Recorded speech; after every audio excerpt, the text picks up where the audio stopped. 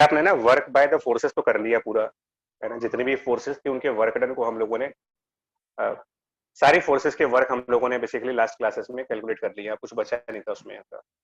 तो work by all type of forces discussed in the last classes, gravity का, spring का, normal reaction force का, tension force का, है ना, ये सारा कुछ वर्क था। उसमें आखिरी में एक कंसेप्ट अगर आपको याद हो, जिसको मैंने कहा था कि नेक्स्ट क्लास में आपको पढ़ाएंगे इसके बारे में, लास्ट में जाते जाते मैंने एक पॉइंट कहा था तुम लोगों से, स्पेशली टेंशन फोर्स के बारे में कहा था कि summation of work done by the capital T यानी टेंशन फोर्स की, टेंशन फोर्स का जब टोटल वर्क आप निकालते हो तो वो हमेशा कितना आना चाहिए, इक्वल टू 0। याद है किसी को?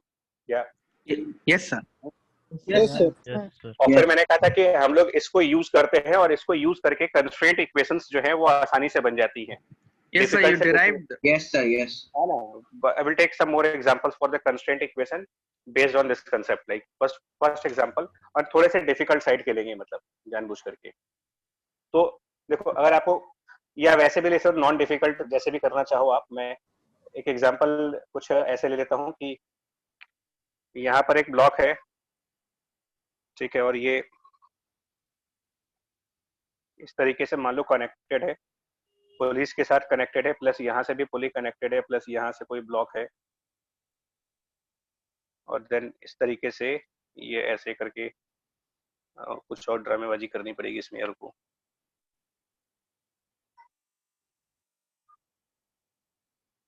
ठीक है, हाँ अब सही है, हो गया। हाँ लगाओ यार सब पुली वली, चलो तुम भी आ जाओ भाई इधर। सर नॉर्मल में भी कंस्ट्रेंट इक्वेशन बनती है किसी किसी क्वेश्चन में? हाँ हाँ बनती है, बिल्कुल बनती है, इसी तरीके से बनती है, ऐसे ही बनेगी। सर तो उसमें समेशन ऑफ नॉर्मल 0 कर देंगे क्या? हाँ जी हाँ जी हाँ जी बिल्कुल दिखा दे रहे हैं, पर हालांकि देखो ये सब चीजें मतलब ए बी सी वैसे तो आसान लगता है, मतलब मजा तो आती है, पर मतलब नहीं होता यार, लॉजिक्स में दिमाग लगाओ। चलिए ये एबीसी करके 3-4 ब्लॉक्स और नंबर ऑफ पुली आप देख ही सकते हो कितनी सारी लगा दी गई है इसके अंदर, है ना। और इसमें कहा जाए कि जो ब्लॉक ए है वो नीचे जा रहा है V1 से, ब्लॉक बी ऊपर है V2 से, ब्लॉक सी लेफ्ट है V3 से, और आपको कंस्ट्रेंट बनाना है। तो ये कंस्ट्रेंट ऑलरेडी आप बना चुके हो, पहले भी बना चुके हो। आज हम लोग सिर्फ उसको विद लॉजिक्स बनाएंगे। पहले जब बनाया था तो लॉजिक नहीं था मेरे पास, याद करके बनाया था, आज हमारे पास लॉजिक है। ठीक है, लॉजिक में ये है कि अगर हम ए पॉइंट पर टेंशन फोर्स को टी से डिनोट करें, पॉइंट ए पर, तो इतना अब आप मेंशन कर सकते हो कि पॉइंट बी पर टेंशन फोर्स आप 2 टाइम्स टी दिखाओगे, इतना एटलीस्ट न्यूटन लॉ से आप खुद ही मैनेज कर सकते हो। अगर यहाँ पर टी हुआ तो ये टी इधर भी जाएगा, टी इधर भी जाएगा, ये दोनों टी मिल करके मिडिल वाले स्ट्रिंग में 2t हो जाएंगे। और यहाँ पर कितनी टेंशन फोर्स दिखाएंगे यार ब्लॉक सी पर, बताना जरा। 2t 2t, हाँ जी। और एक यहाँ पर t। ठीक, बस।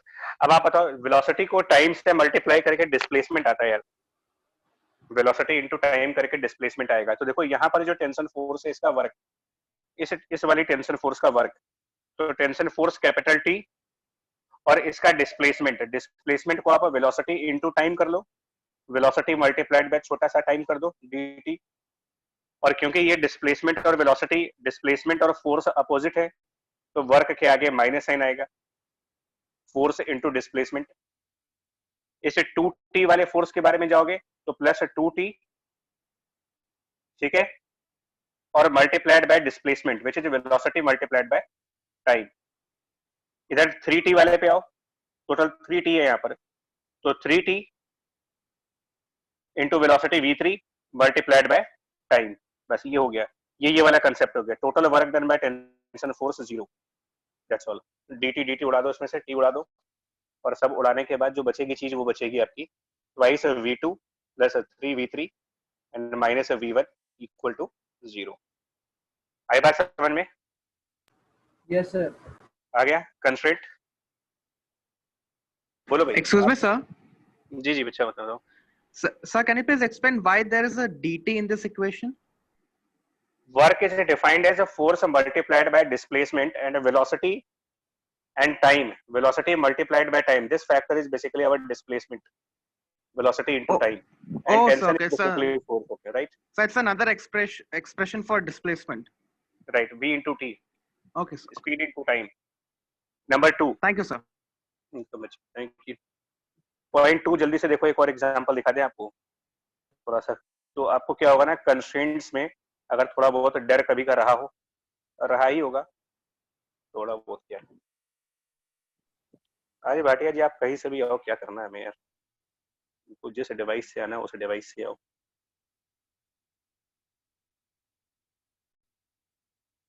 अब इसमें देखो क्या है, ऐसे करके मान लो ये है इस तरीके से कनेक्टेड है, प्लस ये इधर जा रहा है ना, और प्लस ये और इधर से आए।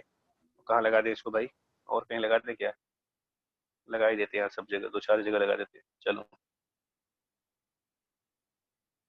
ये है भाई सब।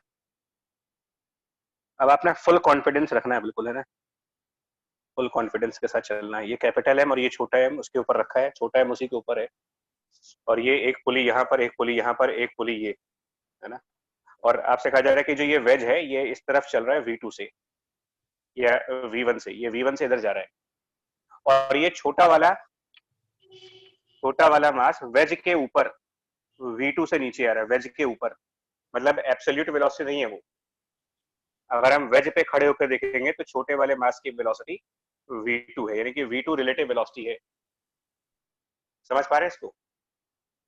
यस क्योंकि एक्चुअल मोशन उस छोटे वाले मास का ना कहीं और होगा, तो ये इस वेज के ऊपर स्लाइड कर रहा है। अब आप कंस्ट्रेंट क्या बनाओगे इसमें, बताओ क्या कंस्ट्रेंट बनाएंगे? देखो इसकी कंस्ट्रेंट बनानी है इस मेथड से, टेंशन वाले मेथड से। एक तो स्ट्रिंग की लेंथ वाला मेथड होता है और एक कंस्ट्रेंट वाला मेथड भी, ये वाला भी है। तो मैंने ये सिर्फ इसलिए बताया है ताकि आप किसी भी न्यूमेरिकल को कर सकते हो, बस थोड़ा सा कंसेप्ट क्लैरिटी होनी चाहिए। कंसेप्ट क्लैरिटी कैसी, वो देखो। आप बताओ कैपिटल एम पर टेंशन फोर्स कहाँ लगेगी, कैपिटल एम के ऊपर टेंशन फोर्सेस कौन कौन सी लगेंगी? मतलब अगर हम इसमें से कैलकुलेट करना चाहें कि how many tension forces are, right sir side एक में। राइट साइड हाउ और मेनी एक tension forces on capital M. Sir एक राइट साइड और एक इंक्लाइंड। दो। पहला देखो, देखिए किसी सर भी वेज 3 पर, हाँ 3 होंगी। वेज पर टेंशन फोर्स कब आती है, सुनो। ये वाली स्ट्रिंग वेज से डायरेक्ट कनेक्टेड है, ये स्ट्रिंग वेज से डायरेक्टली कनेक्टेड है, तो एक इसकी टेंशन आएगी राइट साइड, तो एक tension right side because of this direct string, और एक ये पुली अटैच है इससे। तो जो Yes, sir. पुली अटैच होती है, पुली की 2 टेंशन आएंगी, पुली के इस हॉरिजॉन्टल पोर्शन में टेंशन होंगी राइट साइड, तो राइट साइड एक और टी हो गया, और एक टेंशन फोर्स इस पुली के इंक्लाइंड सेगमेंट पर आएगी इधर ऐसे, तो एक इंक्लाइंड टेंशन होगी, ठीक, ये एंगल थीटा है। और इस वेज का, जो ये वेज आप कह रहे हो, it is moving with velocity v1, so work by tension force यहाँ पर कैलकुलेट कर लो। वर्क बाय टेंशन फोर्स कितना हुआ, तो टोटल है 2t, राइट। सर ये आइडियल पुली है, इस वजह से हो रहा है, मतलब वो टेंशन।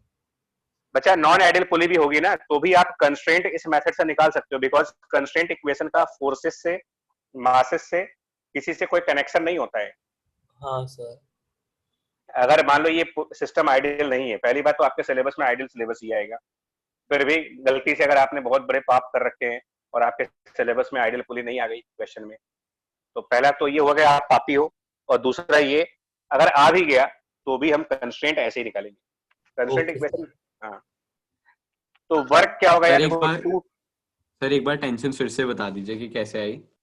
टेंशन इसकी वजह से आती है, किसी भी सिस्टम पर टेंशन 2 तरीके से आती है, या तो कोई पुली उससे अटैच हो, तो पुली के 2 सेगमेंट्स की वजह से आएगी, सर मतलब ये पुली अटैच है, मतलब एक तरह से वो जुड़ा हुआ है, मतलब मास वो वेज से। पार्ट है ना भाई। पुली को जा करके आप वेल्डिंग करवा दो वेज के ऊपर, कोई चीज अगर वेल्ड कर दी जाए तो वेल्डेड चीज इसी का पार्ट मान ली जाएगी, पुली को हम वेज हाँ का ही सर, पार्ट मान वही लेंगे। चीज।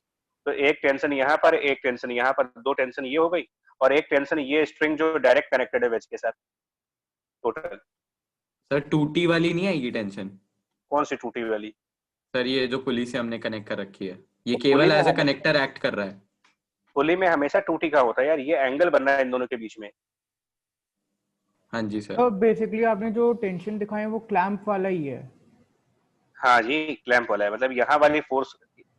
मैं ये दिखाया यार, क्या हो गया आप लोग को, तो लगता गड़बड़ फंस गया मैं तो। 2 क्लैंप वाली एक नीचे वाली एक है। यहाँ पर टी दिखाया है, एक टी ये दिखाया है, ये वाला टी और ये वाला टी, ये 2 टी दिखाए हैं, और एक टी यहाँ दिखाया है। अब देखो, या तो आप क्लैंप की फोर्स दिखाओ या आप टेंशन दिखाओ, दोनों नहीं दिखा वही सकते। कह रहा था, वही कह रहा था। हाँ हाँ, दोनों नहीं दिखा सकते। चलिए जी, तो 2t का ये फोर्स प्लस इस t का एक कंपोनेंट हॉरिजॉन्टल जाएगा, t का एक component horizontal plus t cos theta, ये total force into v1 multiplied by dt, this is work done, force into displacement work. अब t का जो वर्टिकल कंपोनेंट होगा यानी sin थीटा वाला, उससे वर्क होगा नहीं, and reason for that is that t sin theta which is downward and motion of object is horizontal, तो perpendicular component of the force will have zero work done. अब small M पर आओ, small M पर tension क्या होंगी देखो, small M पर बताओ जी, टेंशन ऑन स्मॉल एम कितनी है, ज्यादा टेंशन है उसको कि कम टेंशन है छोटे वाले मास को? तो देखिए छोटे वाले मास पर तो यही स्ट्रिंग है ना, ये वाली इंक्लाइंड वाली, तो इस स्ट्रिंग की वजह से इसमें टेंशन दिखाओ, इसके अलावा कोई टेंशन है नहीं इसके पास।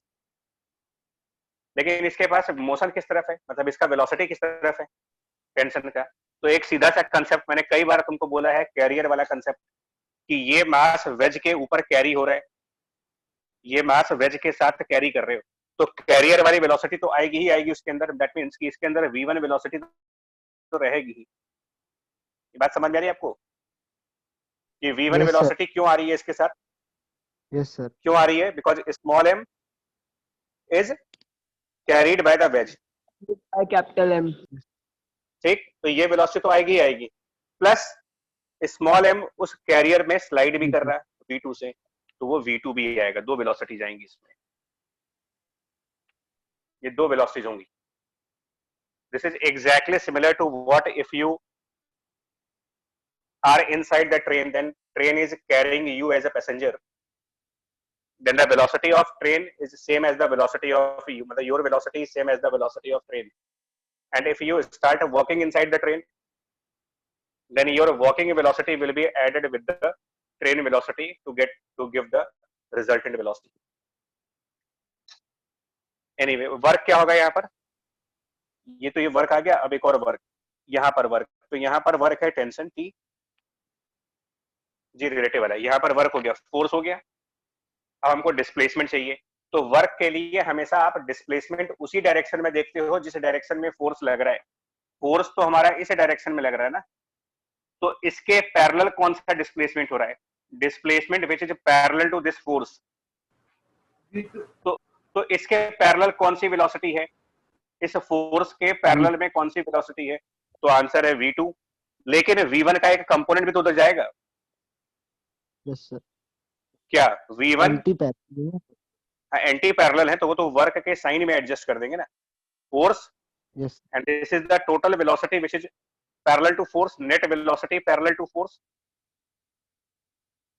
Multiplied by time, velocity into time displacement, capital T is the force, and since force and displacements are opposite to each other, there will be cos 180 degree, because work done में force, displacement और cos theta भी आता है, जिसकी वजह से negative sign आ जाएगा, and now this is the total work by tension force should be equal to 0।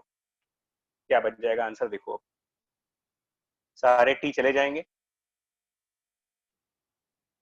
ठीक है जी, बनेगा क्या 2 plus cos theta, I think this into v1, और इधर से t चला गया, dt चला गया, माइनस हो गया ये, तो उधर जा करके हो गया ये v2 plus v1 cos theta. सही चल रहा है यार, ये सही चल रहा है मेरे ख्याल से, v1 cos थीटा चला जाएगा, v2 बराबर 2v1। क्लियर हुआ आपको ये? सर आपने जो वेज का वर्क डन था सर वो 0 लिया है। नहीं तो कहाँ 0 लिया है, वेज का तो वर्क ये लिखा है ना यहाँ पर, ये पोर्शन तो वेज का वर्क है, ये वेज की वर्क है, और ये छोटे वाले मास का वर्क है, दोनों को मिला करके 0 किया मैंने। नहीं सर, आप अभी बता रहे थे कि वर्क डन 0 हो जाएगा एक पार्ट का। इसका होगा टेंशन के डाउनवर्ड कंपोनेंट का 0 होगा, t cos थीटा से वर्क आएगा, t sin थीटा से वर्क नहीं आएगा। हाँ सर, ठीक सर। एक्चुअली वर्क, फोर्स और डिस्प्लेसमेंट जब पैरेलल होते हैं तभी आता है ना, परपेंडिकुलर से नहीं आता। हाँ सर। तो ये मेथड समझ में आ गया आपको कि कैसे करना है कैसे? Yes sir. आप अच्छी तरीके से टेंशन फोर्सेस को देख ले, अच्छी तरीके से यहाँ टेंशन देख लो, वेलोसिटीज को प्रॉपर तरीके से देख लो, और कैरियर वाला कंसेप्ट सर वो cos 180 चीजें को फिर बता दीजिए सर, थोड़ा एरर आ रहा है नेटवर्क में। वर्क डन, वर्क होता है FS cos theta, force into displacement into cos theta होता है ना। तो फोर्स और डिस्प्लेसमेंट एक दूसरे के अपोजिट है, फोर्स इधर है, अच्छा हाँ displacement. Sir, yes thank you sir. Sir चलिए। वेज पे 2t वाला भी ले सकते हैं ना टेंशन, या तो 2t वाला ले लें या टी वो करके ले लें, अलग करके ले लें। 2t नहीं होगा यार, ये t और t एंगल पर है, इनका रिजल्टेंट 2t नहीं बनेगा। दो वेक्टर्स अगर एंगल पर बन रहे तो वो ऐड थोड़ी हो जाएंगे डायरेक्टली, पैरेललोग्राम वाला लॉ लगेगा ना फिर तो। Yes sir. हाँ तो इसमें सर अलग 2t वाला नहीं ले सकते ना, एंगल पर है तो नहीं लेंगे। Okay sir. ठीक, चलिए जी, ये तो आपको और एग्जांपल्स प्रैक्टिस करने पर आपको समझ में आएंगे, बिकॉज ये मेरा मेन चैप्टर नहीं है, इसलिए हम ज्यादा एग्जांपल्स पर नहीं जाना चाह रहे, बट ये दो एग्जांपल तुमको देख करके हमने बताया कि आप कंस्ट्रेंट इक्वेशंस को आप इजीली डिराइव कर सकते हो इन मेथड्स के थ्रू। एक ना एचसीवी का क्वेश्चन है, वो जल्दी से बता दें आपको क्या है एचसीवी का ये क्वेश्चन, इसमें कई लोगों ने डाउट पूछा हुआ है, शायद उसमें भी डिस्कस किया था। ये सॉल्व एग्जांपल है, उसमें ऐसे करके एक रिंग है, पहले भी शायद डिस्कस किया है मैंने इसको, और स्मॉल एम, और इससे कनेक्टेड स्ट्रिंग है, और यहाँ से पुली है, और ये एक मास है। ठीक, और क्वेश्चन में बोला गया है एचसीवी के सॉल्व एग्जांपल में कि ये रेस्ट पे छोड़ा है ना। मैं आज को सिर्फ ये बता देता हूँ आपको कि मेरे को करना क्या है, मैं मेन पूरे क्वेश्चन पे नहीं आऊंगा, मैं सिर्फ इसको ये बता रहा हूँ कि इसके अंदर भी आप कंस्ट्रेंट को फॉलो कर सकते हो कि अगर ये कैपिटल एम नीचे की तरफ v1 वेलोसिटी से चले और ये ring right side v2 velocity से चले, तो आप कंस्ट्रेंट का ये मेथड यहाँ भी लगा सकते हो। इस पर टेंशन फोर्स ऊपर की तरफ और रिंग पर टेंशन फोर्स इस तरफ, वर्क निकाल लो सिर्फ।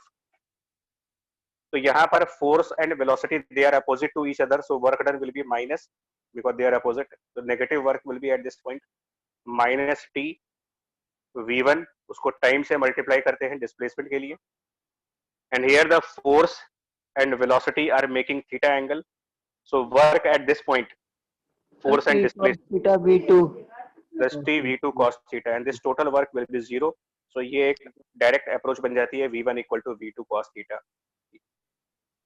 This is constraint relation. समझ गए आप इसमें सिग्मा टी कुछ sigma of work by tension zero करके फायदा कैसे ले सकते हो इसका, बोलो। Yes sir. कंस्ट्रेंट रिलेशन है ना, और इसी में आगे आप एक और रिलेशन बनता है, बट आगे आप सोल्यूशन देखिएगा। एक्चुअली मैंने लेकिन हालांकि मना किया था, मैंने कहा था कि इसमें a1 बराबर a2 cos थीटा डायरेक्ट नहीं आएगा। मैंने एक स्टेटमेंट वहां पर दिया था जब क्लास में पढ़ा रहे थे आपको कि a1 बराबर a2 cos थीटा नहीं आएगा। एक्चुअली क्या होता है, कुछ लोग इसको डिफरेंशिएट करते हैं, तो डिफरेंशिएशन करते वक्त v1 का डिफरेंशिएशन तो a1 हो जाएगा, v2 का डिफरेंशिएशन a2 तो plus cos cos theta theta. का माइनस साइन करना पड़ेगा। लेकिन हाँ, लेकिन इसके बाद आप प्रोडक्ट रूल लगाओगे और प्रोडक्ट v2 रूल into लगेगा सर। cos थीटा भी डिफरेंशिएट होगा यहाँ पर, तो minus sign theta into D theta by D T. लेकिन उस क्वेश्चन में एचसीवी के उस क्वेश्चन में आपसे कहा गया था start from rest, solve example है स्टार्ट फ्रॉम रेस्ट, और आपको इनिशियल एक्सेलरेशन पूछा था। तो क्योंकि जब स्टार्ट फ्रॉम रेस्ट है और इनिशियल एक्सेलरेशन पूछोगे तो v2 को तो हम जीरो पुट करेंगे ना। फिर अगर सिस्टम रेस्ट पर स्टार्ट हुआ है जीरो वेलोसिटी से और इनिशियल एक्सेलरेशन पूछ रहे हो तो फिर तो यहाँ जीरो आ जाएगा। यस सर, यहाँ पे आपने कहा था ये कंडीशन सबके लिए वैलिड है और जीरो वाली सिर्फ इस क्वेश्चन के लिए। हाँ, बट मैंने सिर्फ मेरा पर्पस सिर्फ ये था बच्चा, बिल्कुल देखो कि हमने दो तीन एग्जांपल आपको ये बताए हैं कि कंस्ट्रेंट को वर्क मेथड से आसानी से निकाल सकते हो।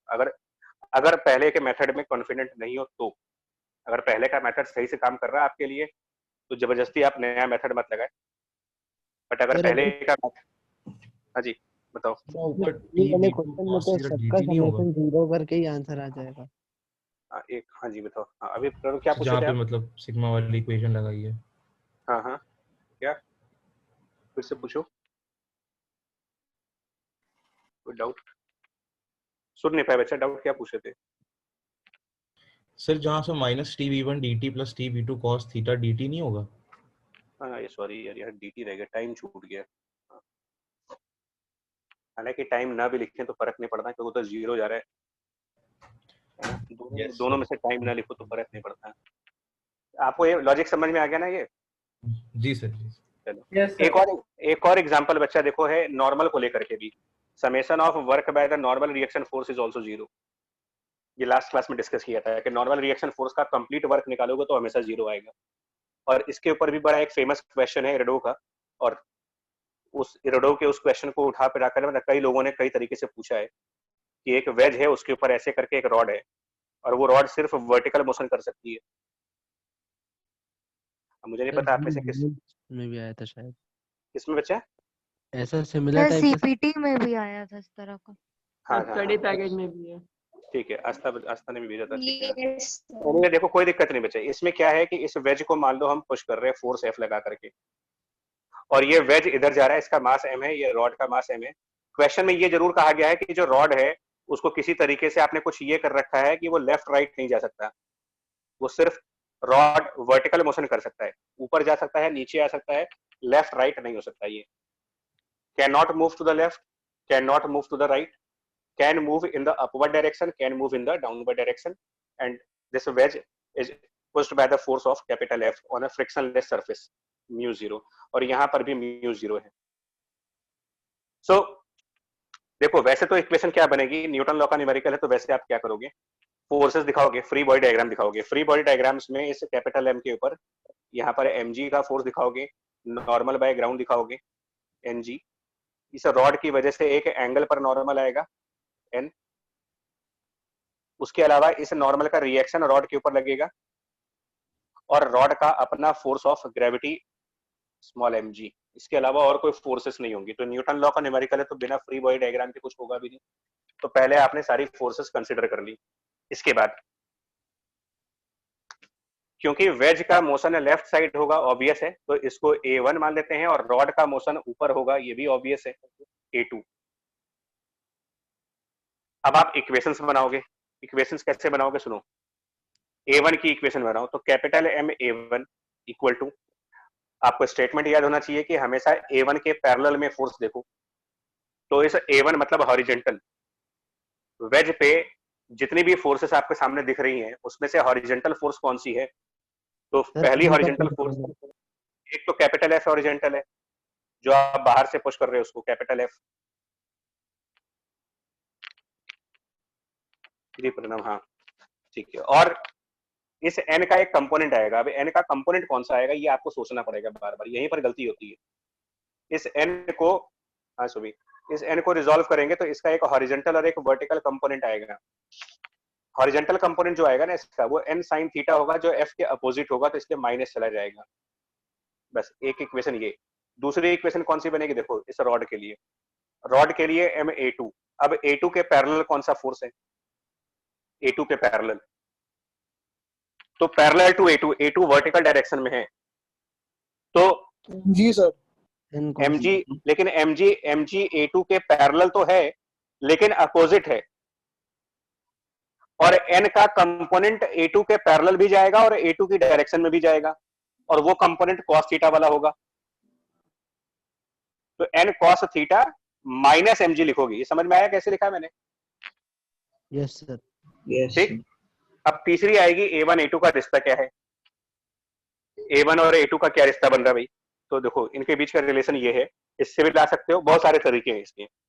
देखिए छोटे वाले मास m पर, छोटे वाले m की बात करो अगर, तो इसका मोशन ऊपर की तरफ है v2 वेलोसिटी से, इस तरफ नॉर्मल का कौन सा कंपोनेंट आ रहा है, इसके मोशन की डायरेक्शन में नॉर्मल का कौन सा कंपोनेंट जा रहा है, तो n cos थीटा। और बड़े वाले मास पे, बड़े वाले मास का मोशन इस तरफ है v1 से, और इधर कौन सा कंपोनेंट नॉर्मल का आ रहा है, तो वो था n मल्टीप्लाइड बाय, इसके अपोजिट आ रहा है, अपोजिट जा रहा है, n sin थीटा। तो यहां पर कितना वर्क होगा, n cos theta force multiplied by velocity into time, force into displacement, force into displacement, ये इसका वर्क हो गया, और इसका वर्क माइनस होगा क्योंकि ये दोनों अपोजिट है, तो minus n sin theta force है, और v1 dt इसका डिस्प्लेसमेंट है, and this total work will B 0, इसको 0 कर दो, जीरो करते ही आपको एक रिलेशन मिल जाएगा V2 बराबर V1 multiplied bye tan theta. हालांकि इसको लाने के और तरीके भी हैं, इससे आसान तरीके भी हैं। नहीं लेफ्ट वाले को फिर से समझा दीजिए कौन सा? सर ये जो कैपिटल एम कैपिटल एम में ये है ना, एक्चुअली इसका जो नॉर्मल यहाँ लग रहा है, इस नॉर्मल का कंपोनेंट यहाँ पर मैं कर नहीं रहा, बट इस एन का कंपोनेंट राइट साइड जाएगा इधर एन साइन थीटा, और कैपिटल एम का मोशन लेफ्ट साइड हो रहा है, तो फोर्स की डायरेक्शन राइट, डिस्प्लेसमेंट की डायरेक्शन लेफ्ट, इसलिए इसके वर्क के आगे लगा दिया माइनस, एन का कंपोनेंट इस तरफ एन साइन थीटा, और यहाँ पर v1 वेलोसिटी मान करके वेलोसिटी इनटू टाइम से डिस्प्लेसमेंट निकाल दिया है। तो ये वर्क हमने वेज के ऊपर किया है और ये वाला वर्क रॉड के ऊपर किया है, दोनों को मिला करके जीरो कर दिया, इससे रिलेशन आ गया। और इसी से हमारा तीसरा रिलेशन बन जाता है कि A2 बराबर A1 multiplied by tan theta. अब इसके बाद इसको सॉल्व करने का बात आता है, इनको सॉल्व कर लीजिएगा। ठीक है, बोलो सर थोड़ा सा टाइम दीजिए आप इसमें। हाँ बताओ।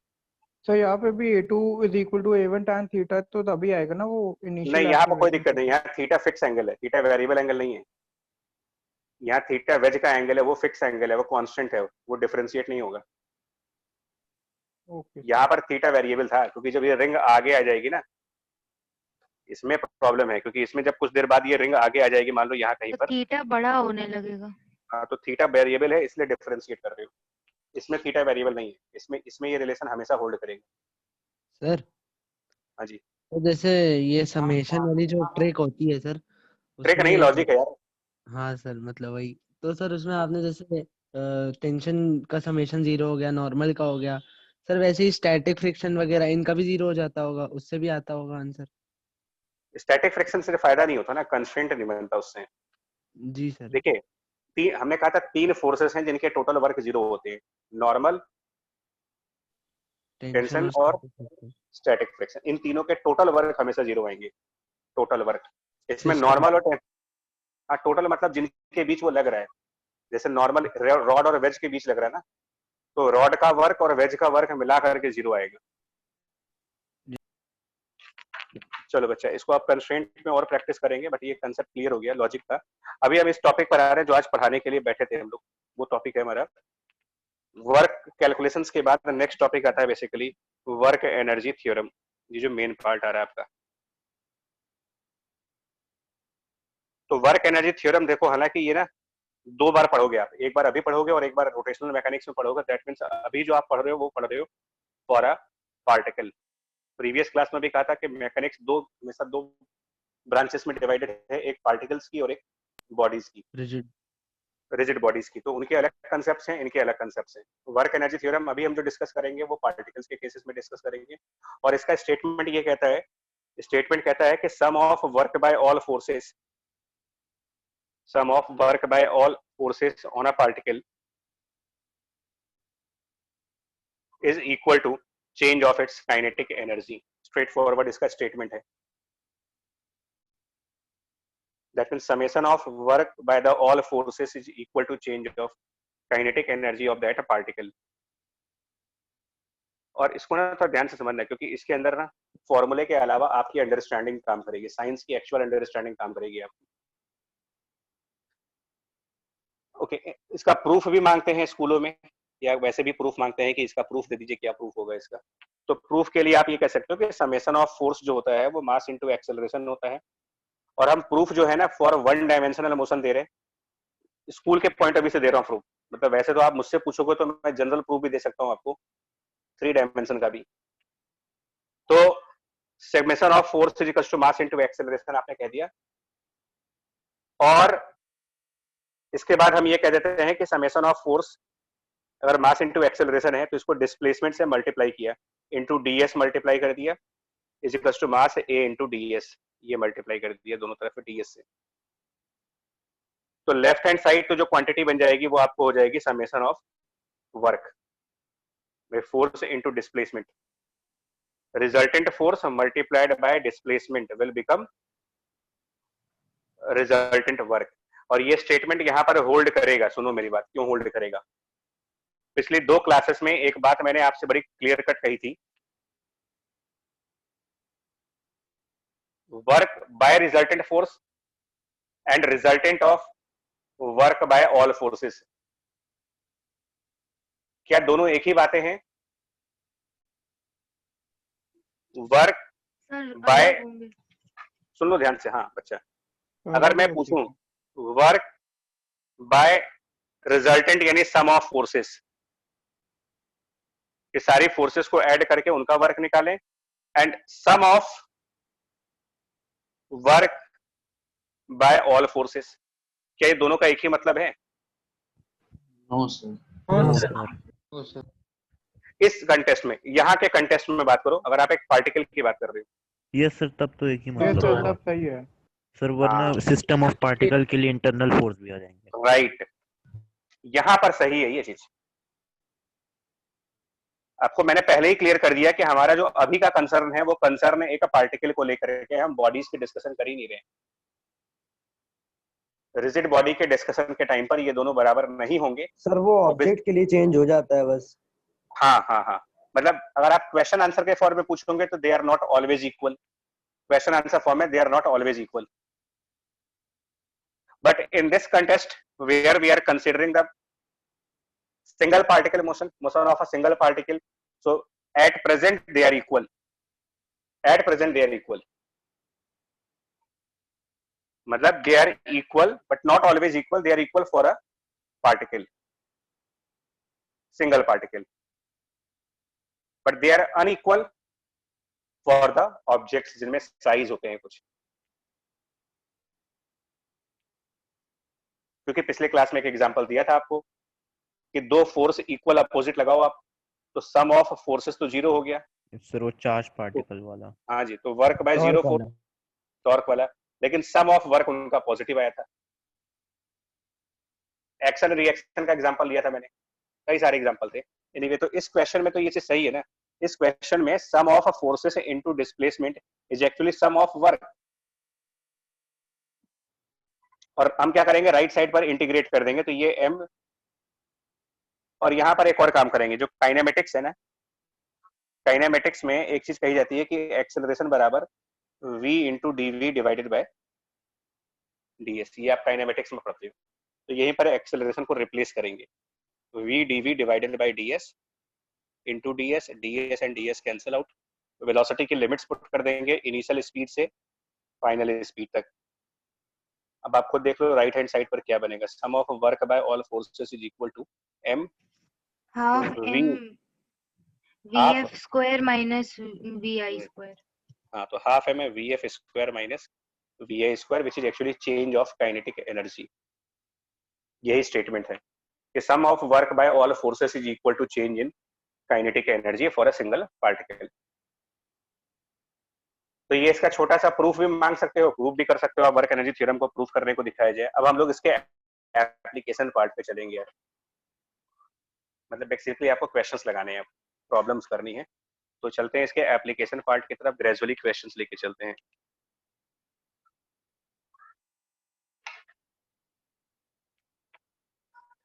थोड़े से मतलब एक दो क्वेश्चन तो वार्म अप वाले लेंगे, बट उसके बाद बाउंसर आएगा, सीधे ध्यान रखना। तो ट्राई बॉल, ठीक है जी, ये मास m रेस्ट पे है। ट्राई बॉल हमारा ये है, ये अगर एक ऑब्जेक्ट है, मान लो ये रेस्ट पे ऑब्जेक्ट है, स्टेशनरी ऑब्जेक्ट है m मास का, इसको आप एक सिंगल फोर्स लगा करके पुश करो, और जब आप फोर्स लगा के इसको पुश करेंगे तो ये कुछ डिस्टेंस आगे जाएगा, तो डी डिस्टेंस आगे जाने के बाद इसमें कितनी स्पीड आएगी, ये क्वेश्चन है मेरा। तो एक मास है स्टेशनरी मास, उसको आप ऐसे फोर्स लगा करके पुश कर रहे हो, डी डिस्टेंस आगे जाने के बाद इसमें क्या स्पीड आ जाएगी, ये क्वेश्चन है आपका, स्ट्रेट फॉरवर्ड क्वेश्चन है कि डी डिस्टेंस आगे गया। जी हाँ, एफ कांस्टेंट है, फ्रिक्शनलेस सरफेस है, ठीक है। हमने कहा ना ट्राई बॉल वाला केस है कि आप एक मास स्टेशनरी है, मतलब आपको लाइव करके बता दे रहे हैं, एक रिमोट स्टेशनरी है, हम इसको पुश करेंगे फिंगर से, तो कुछ दूर जाने पर इसमें कितनी वेलोसिटी होगी, ये क्वेश्चन है, और नीचे फ्रिक्शन नहीं है यहाँ पर, तो इसमें वेलोसिटी निकालनी है आपको, सीधा सा क्वेश्चन। तो √2d, हाँ जी, आसान क्वेश्चन है भाई। आप ये लगाओ सम ऑफ वर्क बाय ऑल, तो इसमें फोर्सेस कितनी लग रही है, देखो आप एक काम क्या करना, एक टेबल टाइप की चीज बना लिया करो, अगर आपको दिक्कत हो तो टेबल टाइप की चीज बनाओ। एक तरफ आप इसमें लिस्ट ऑफ फोर्सेस लिखो, कौन कौन से फोर्स हैं, और एक उनका वर्क लिखो, तो लिस्ट ऑफ फोर्सेस बनाओगे तो इसमें नॉर्मल रिएक्शन है, mg है और कैपिटल F है, इसके अलावा तो कोई फोर्स है नहीं। और वर्क कितना होगा, तो नॉर्मल रिएक्शन फोर्स ऊपर लगेगा, mg नीचे है, ये हॉरिजॉन्टल है और बॉडी का मोशन हॉरिजॉन्टल हो रहा है, तो मोशन के परपेंडिकुलर में नॉर्मल का 0 वर्क, मोशन के परपेंडिकुलर है mg का 0 वर्क, और मोशन के पैरेलल में f का वर्क f इंटू डी। इसके बाद आप सबको ऐड कर दो, सम ऑफ वर्क निकाल दो, सारे फोर्सेस का वर्क f इंटू डी हो गया।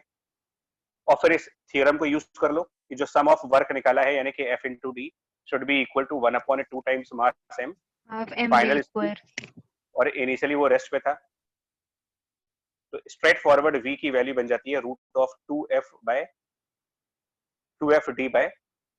समझ में आ गया स्ट्रेट फॉरवर्ड कैसे कर रहे हैं? ये काम कर सकते हो अगर आप बिगिनिंग कर रहे हो ना, अगर अभी आप स्टार्टिंग हुई है, मान लो अगर आप बिल्कुल पहली बार ये सब चीजें पढ़ रहे हो फर्स्ट टाइम, तो आप एक काम करना, कोर्सेज की लिस्ट बनाओ, सबके वर्क लिखो और बाद में सबको ऐड कर दो, और जितना वर्क आए वो चेंज ऑफ काइनेटिक एनर्जी के बराबर कर दे। जैसे कि एग्जांपल 1 था। अब एग्जांपल 2, इसी में अगर आप सरफेस को रफ मान ले, मतलब अगर आप इसको रफ सरफेस पर मान लो पुश कर रहे हो, क्या रिजल्ट बनेगा बताइए भाई? अगर मान लो यहीं पर रफ होता, फ्रिक्शन होता है यहाँ पर, मास m और फोर्स F लगाओ, ठीक है बच्चे, फोर्स F लगा करके पुश करो, यहाँ पर फ्रिक्शन कोफिशिएंट म्यू है, बताओ d डिस्टेंस बाद कितनी स्पीड आएगी इसके अंदर? ट्रैवलिंग d डिस्टेंस के बाद में इसमें क्या स्पीड होगी, ये कैसे निकालोगे? d डिस्टेंस के बाद की स्पीड कितनी होगी?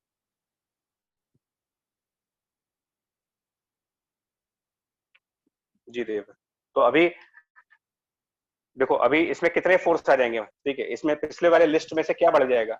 पिछली लिस्ट में क्या बढ़ फ्रिक्शन भी जाएगा? बढ़ेगा opposite to the direction of motion. तो फ्रिक्शन बढ़ेगा तो उसका भी वर्क आएगा, राइट?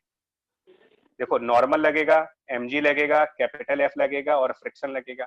नॉर्मल ऊपर है, mg नीचे है, फ्रिक्शन फॉरवर्ड है, F फॉरवर्ड है, फ्रिक्शन इधर है, और बॉडी का मोशन फॉरवर्ड। 0 हो गया?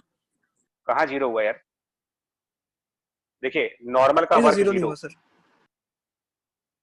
नॉर्मल का वर्क 0 होगा, mg का 0 होगा क्योंकि ये डिस्प्लेसमेंट के परपेंडिकुलर है, फोर्स और डिस्प्लेसमेंट पैरेलल है, तो इसका वर्क fd, और फ्रिक्शन और मोशन अपोजिट है तो इसका वर्क माइनस, और friction mu into normal into D. बस अब इन सबको आप ऐड करके टोटल निकालो कितना आ रहा है, सम ऑफ वर्क निकाल लीजिए, चारों ऐड कर दो। F minus mu n whole into D.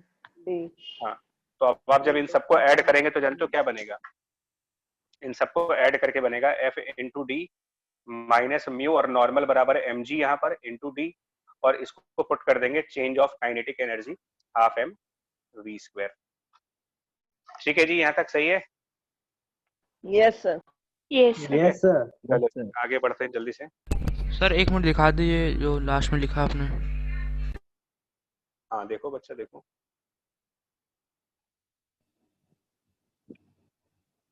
Okay sir हो गया। ये बिगिनर वाली स्टाइल है बच्चा कि आप लिस्ट तैयार करो, धीरे धीरे प्रैक्टिस होने के बाद ना आपके माइंड में घुस जाएगा कि यार वर्क कहाँ से आ रहा है कहाँ से नहीं आ रहा है। अच्छा अनवर जी कोई बात नहीं, बच्चा स्कूल वाले हैं, महान लोग हैं वो। थर्ड क्वेश्चन थोड़ा सा कंसेप्चुअल आ रहे हैं, स्लाइड कंसेप्चुअल क्वेश्चन। चले, यहाँ पर मास m को हम किसी एंगल पर पुल कर रहे हैं, capital F applied at some angle theta. Initially ये मास रेस्ट पे है, फ्रिक्शन कोफिशिएंट म्यू है, और इस मास को d डिस्टेंस पुल करना है आपको, ठीक है, d डिस्टेंस या कोई l डिस्टेंस मान लो, l डिस्टेंस के थ्रू इसको पुल करना है, l डिस्टेंस इसको आगे लेके जाना है, ठीक है। और क्वेश्चन ये कह रहा है कि find the value of theta, find theta for which speed after moving a distance l, after moving a distance of capital L is maximum possible value। मतलब थीटा एक वेरिएबल क्वांटिटी है, मतलब हम कर क्या रहे हैं, बॉडी को सेम फोर्स लगा करके, उतनी ही फोर्स लगा करके अलग अलग एंगल पर पुल कर रहे हैं। एक फोर्स लगाया मान लो 10 डिग्री पर, और उसको एल डिस्टेंस आगे लेके गए और स्पीड मेजर कर ली। अगले एक्सपेरिमेंट में वही फोर्स मान लो 20 डिग्री पे लगाई, फिर एल डिस्टेंस लेके गए, फिर स्पीड मेजर कर ली। तीसरे एक्सपेरिमेंट में 30 डिग्री पर मान लो लेके गए, उतनी ही फोर्स के साथ, उतनी ही डिस्टेंस के लिए, फिर आपने स्पीड मेजर करी। तो अलग अलग एंगल पर सेम डिस्टेंस और सेम फोर्स के लिए आप स्पीड कैलकुलेट करो। तो ये पता लगाना है कि कौन सा वो प्रॉपर एंगल होगा जिसमें सबसे ज्यादा स्पीड इस पार्टिकल में आएगी। तो 0 डिग्री ना जी बच्चा, तुम लोग तो क्वेश्चन की ऐसी तैसी कर देते हो बिल्कुल, मतलब ना, ये इंडियन साइंटिस्ट ही हैं जो क्वेश्चन पढ़ते ही आंसर दे देते हैं अंतरात्मा की आवाज से। भाई मेरे क्वेश्चन समझ में आ रहा है आपको क्या है मेरा क्वेश्चन? फिर से रिपीट कर रहा हूं, मैं बार बार इस मास को एल डिस्टेंस लेके जाऊंगा। Every time the mass will be displaced by L distance by applying the same value of force but at different angles, and I want to know at which angle I will have maximum speed in this block after a distance equal to L. At which angle I will have maximum? ज्यादा हम लोग का horizontal work होगा तब। पहली बात तो भाई साहब जो न्यूमेरिकल वैल्यू दे रहे हो आप, न्यूमेरिकल वैल्यू कैसे आएंगी जब मैंने क्वेश्चन में कोई न्यूमेरिकल डेटा नहीं दिया आपको? यस तो सर, आपका आंसर मैक्सिमम न्यूमेरिकल मिनिमम कैसे लगाना आएगा? पड़ेगा सर इसमें। जी सिंबल्स के फॉर्म में आएगा, जो भी आंसर आएगा सिंबॉलिक आएगा। तो पहले नंबर्स थीटा कैसे और आ वी जाएंगे? में तो रिलेशन निकालेंगे, फिर उसके बाद देखेंगे। हाँ, लेकिन देखो कुछ लोग, मैंने कहा ना कि कुछ लोग इंट्यूशंस के बेसिस पर आंसर देते हैं कि हमको लग रहा है थीटा 0 डिग्री होगा। अरे भाई तो जो लग रहा है उसको कंफर्म कर लो ना, साइंस लगने से नहीं चलती है भाई, 100 बार बोल चुका हूँ ये चीज, और यही ब्लंडर आप बार बार करते हैं क्वेश्चंस में। देखिए लिस्ट तैयार की, list of forces. Sir v square upon m LF आ रहा है sir answer, angle cos theta की वैल्यू सर। जी ना सर, जी, थीटा हो गया sir cos inverse v square m upon LF। देख लो बता रहे हैं, देखो देखो करके दिखाते हैं। लिस्ट ऑफ फोर्सेस तैयार करो ना पहले। तो एक तो आप हॉरिजॉन्टल साइड पर दिखा देता हूँ, एफ को रिजॉल्व करके, F cos theta, vertical side पर F sine theta, vertical side पर नॉर्मल, डाउनवर्ड साइड पर एम जी। ये बिगिनर के लिए फिर बोल रहा हूँ आपसे, जो लोग न समझ पाए वो ऐसे दिखाएं, और म्यू इंटू एन का फ्रिक्शन। अब वर्क, और इसके साथ आप ये पता लगा लो कि मोशन किस तरफ है। तो डिस्प्लेसमेंट आपने राइट साइड कर रखा है, डिस्प्लेसमेंट एल हमारा राइट साइड है। तो जो फोर्सेस डिस्प्लेसमेंट के परपेंडिकुलर हैं उनसे कोई वर्क होता ही नहीं है। देव जी आंसर बता जी रहे हैं। सर। एफ कॉस थीटा और एल पैरेलल है, तो इनका वर्क होगा F cos theta multiplied by L. ठीक, एफ साइन थीटा से कोई वर्क नहीं होगा, परपेंडिकुलर है। नॉर्मल से कोई वर्क नहीं होगा, परपेंडिकुलर है। एमजी से कोई वर्क नहीं होगा, परपेंडिकुलर है। फ्रिक्शन से वर्क होगा, लेकिन ये दोनों एक दूसरे के जानी दुश्मन है। म्यू एमजीएल माइनस होगा पहली बात, और म्यू इंटू एन, एन कितना होगा? अपनी पुरानी आदत से बात तो आओगे नहीं। MG minus F sine theta. हाँ, देखो 100 बार कह चुका है ना, आज हो गई गलती वाली। एन हमेशा वही एमजी आपके को लगाएगा भैया, एन और एफ साइन थीटा मिल जाएंगे ऊपर ऊपर, इनमें दोस्ती है। तो mg minus F sine theta हुआ ये। नहीं नेहल जी, हम तो बहुत बार बोल चुके हैं कि हमारे इतना समझाने के बावजूद ये गलतियां होनी है, एग्जाम टाइम पर ये मिस्टेक होनी ही होनी है। सर कल ही बोला था आपने कि हमेशा एन लिखा करो फिर डाला करो। लेकिन आपकी आदत, बच्चों की आदत नहीं ना, बच्चे वो उनको म्यू एमजी पता नहीं कहाँ से दिमाग में घुस गया है उनके, तो वो निकलते हैं। अच्छा एनीवे भैया आप लोग की मर्जी। सम ऑफ वर्क टोटल करो इनका, एमडी होगा। तो अब हो गया F cos theta into L, ऊपर साफ साफ दिख रहा है, और minus mu M G minus F sine theta, ये हो गया टोटल वर्क। अब आप टोटल कहीं नहीं होगा सर, इसमें एल होगा तो होगा। यस अरे सर। लिख दिया भाई, लिख दिया। दूसरे गलती ढूंढने में कितनी मजा आती है। और F cos theta L minus mu M G minus F sine theta into L, this total work should be equal to, theorem कहती है कि भैया ये हाफ एम वी स्क्वायर होगा। हम लोग कहते हैं ठीक है होगा तो होगा, यहां से वी स्क्वायर निकाल लिया, 2/m एफ एल ब्रैकेट में cos theta minus mu, minus नहीं plus plus mu sine theta और minus 2/m into mu mg।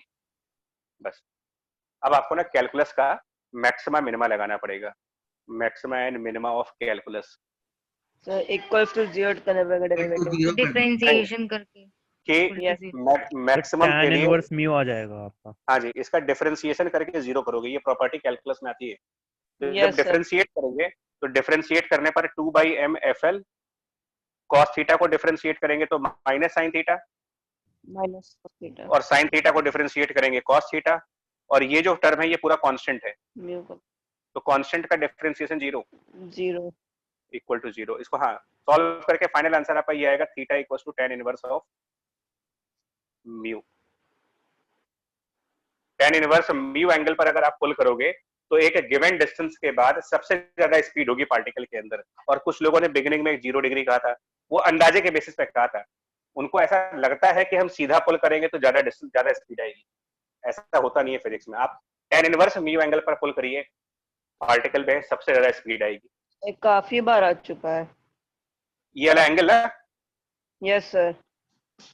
tan inverse mu actually angle of friction भी कहते हैं इसको, ये कई बार आता है। यस सर, नॉर्मल और नेट रिएक्शन के बीच का जो एंगल होता है। हाँ ये इस एंगल पर पुलिंग tan सबसे theta is equal to mu कह देते हैं हम लोग। एंगल ऑफ रिपोज में नहीं, angle of actually repose, angle of repose इस एंगल पर सबसे कंफर्टेबल पुल होता है, सबसे आसान पुल होता है इस एंगल पर।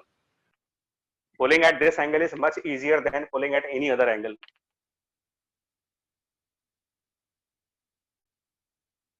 तो मैंने देखो बच्चा, अब आप कहोगे फिजिक्स का पोर्शन तो इतना ही है कि टोटल वर्क, ये मैं उनके लिए बता रहा हूँ जो फ्रेशर्स हैं, बिल्कुल फ्रेशर तो आप सभी हो, लेकिन कुछ लोग इस ये वाला स्टेप वर्बली कर लेते हैं, मतलब मेंटली कर लेते हैं, उनके दिमाग में इमेजेस बन जाती हैं कि कौन सा फोर्स कहाँ लग रहा है, और वर्क वो वर्बली कैलकुलेट करते हैं।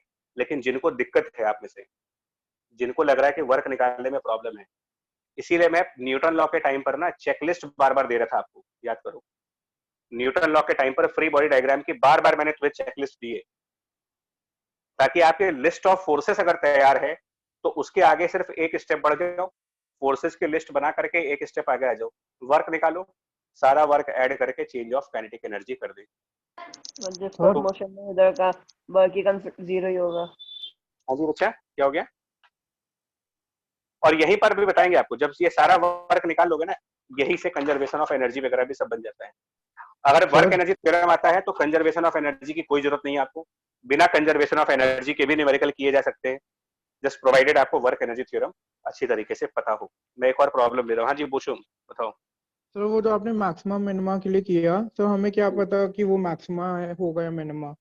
डबल डिफरेंशिएट करके देख। अब ये हमसे, हाँ बच्चा ये हमसे ना पूछो यार, ये मैथ्स के लॉजिक में प्लीज हम थोड़ा सा, अब हम अपना टाइम कट करेंगे यार, देखो क्योंकि वो डबल डिफरेंशिएशन से आप चेक करोगे। और एक बार पहले आपने कहा था कि क्वेश्चन में ऑलरेडी दिया ही हुआ है, तो हम लोग यही अज्यूम कर लेंगे। हाँ मतलब क्वेश्चन हमारे साथ अब yes, वो हाइड एंड सीक थोड़ी चल रहा है यार, कि तुमको परेशान करने के लिए क्वेश्चन थोड़ी दिया है, मैक्सिमा ही आएगा, मतलब ये मान के चलते हैं। अब ये थोड़ी कि हमको बिल्कुल इतना परेशान कर दोगे कि हम दूसरा डिफरेंस मैथ थोड़ी चेक कर रहे हैं हम। चलिए जी एक और क्वेश्चन देखो, यहाँ पर क्या है, इसको ध्यान से करिएगा क्वेश्चन अब जो दिए जा रहे हैं आपको।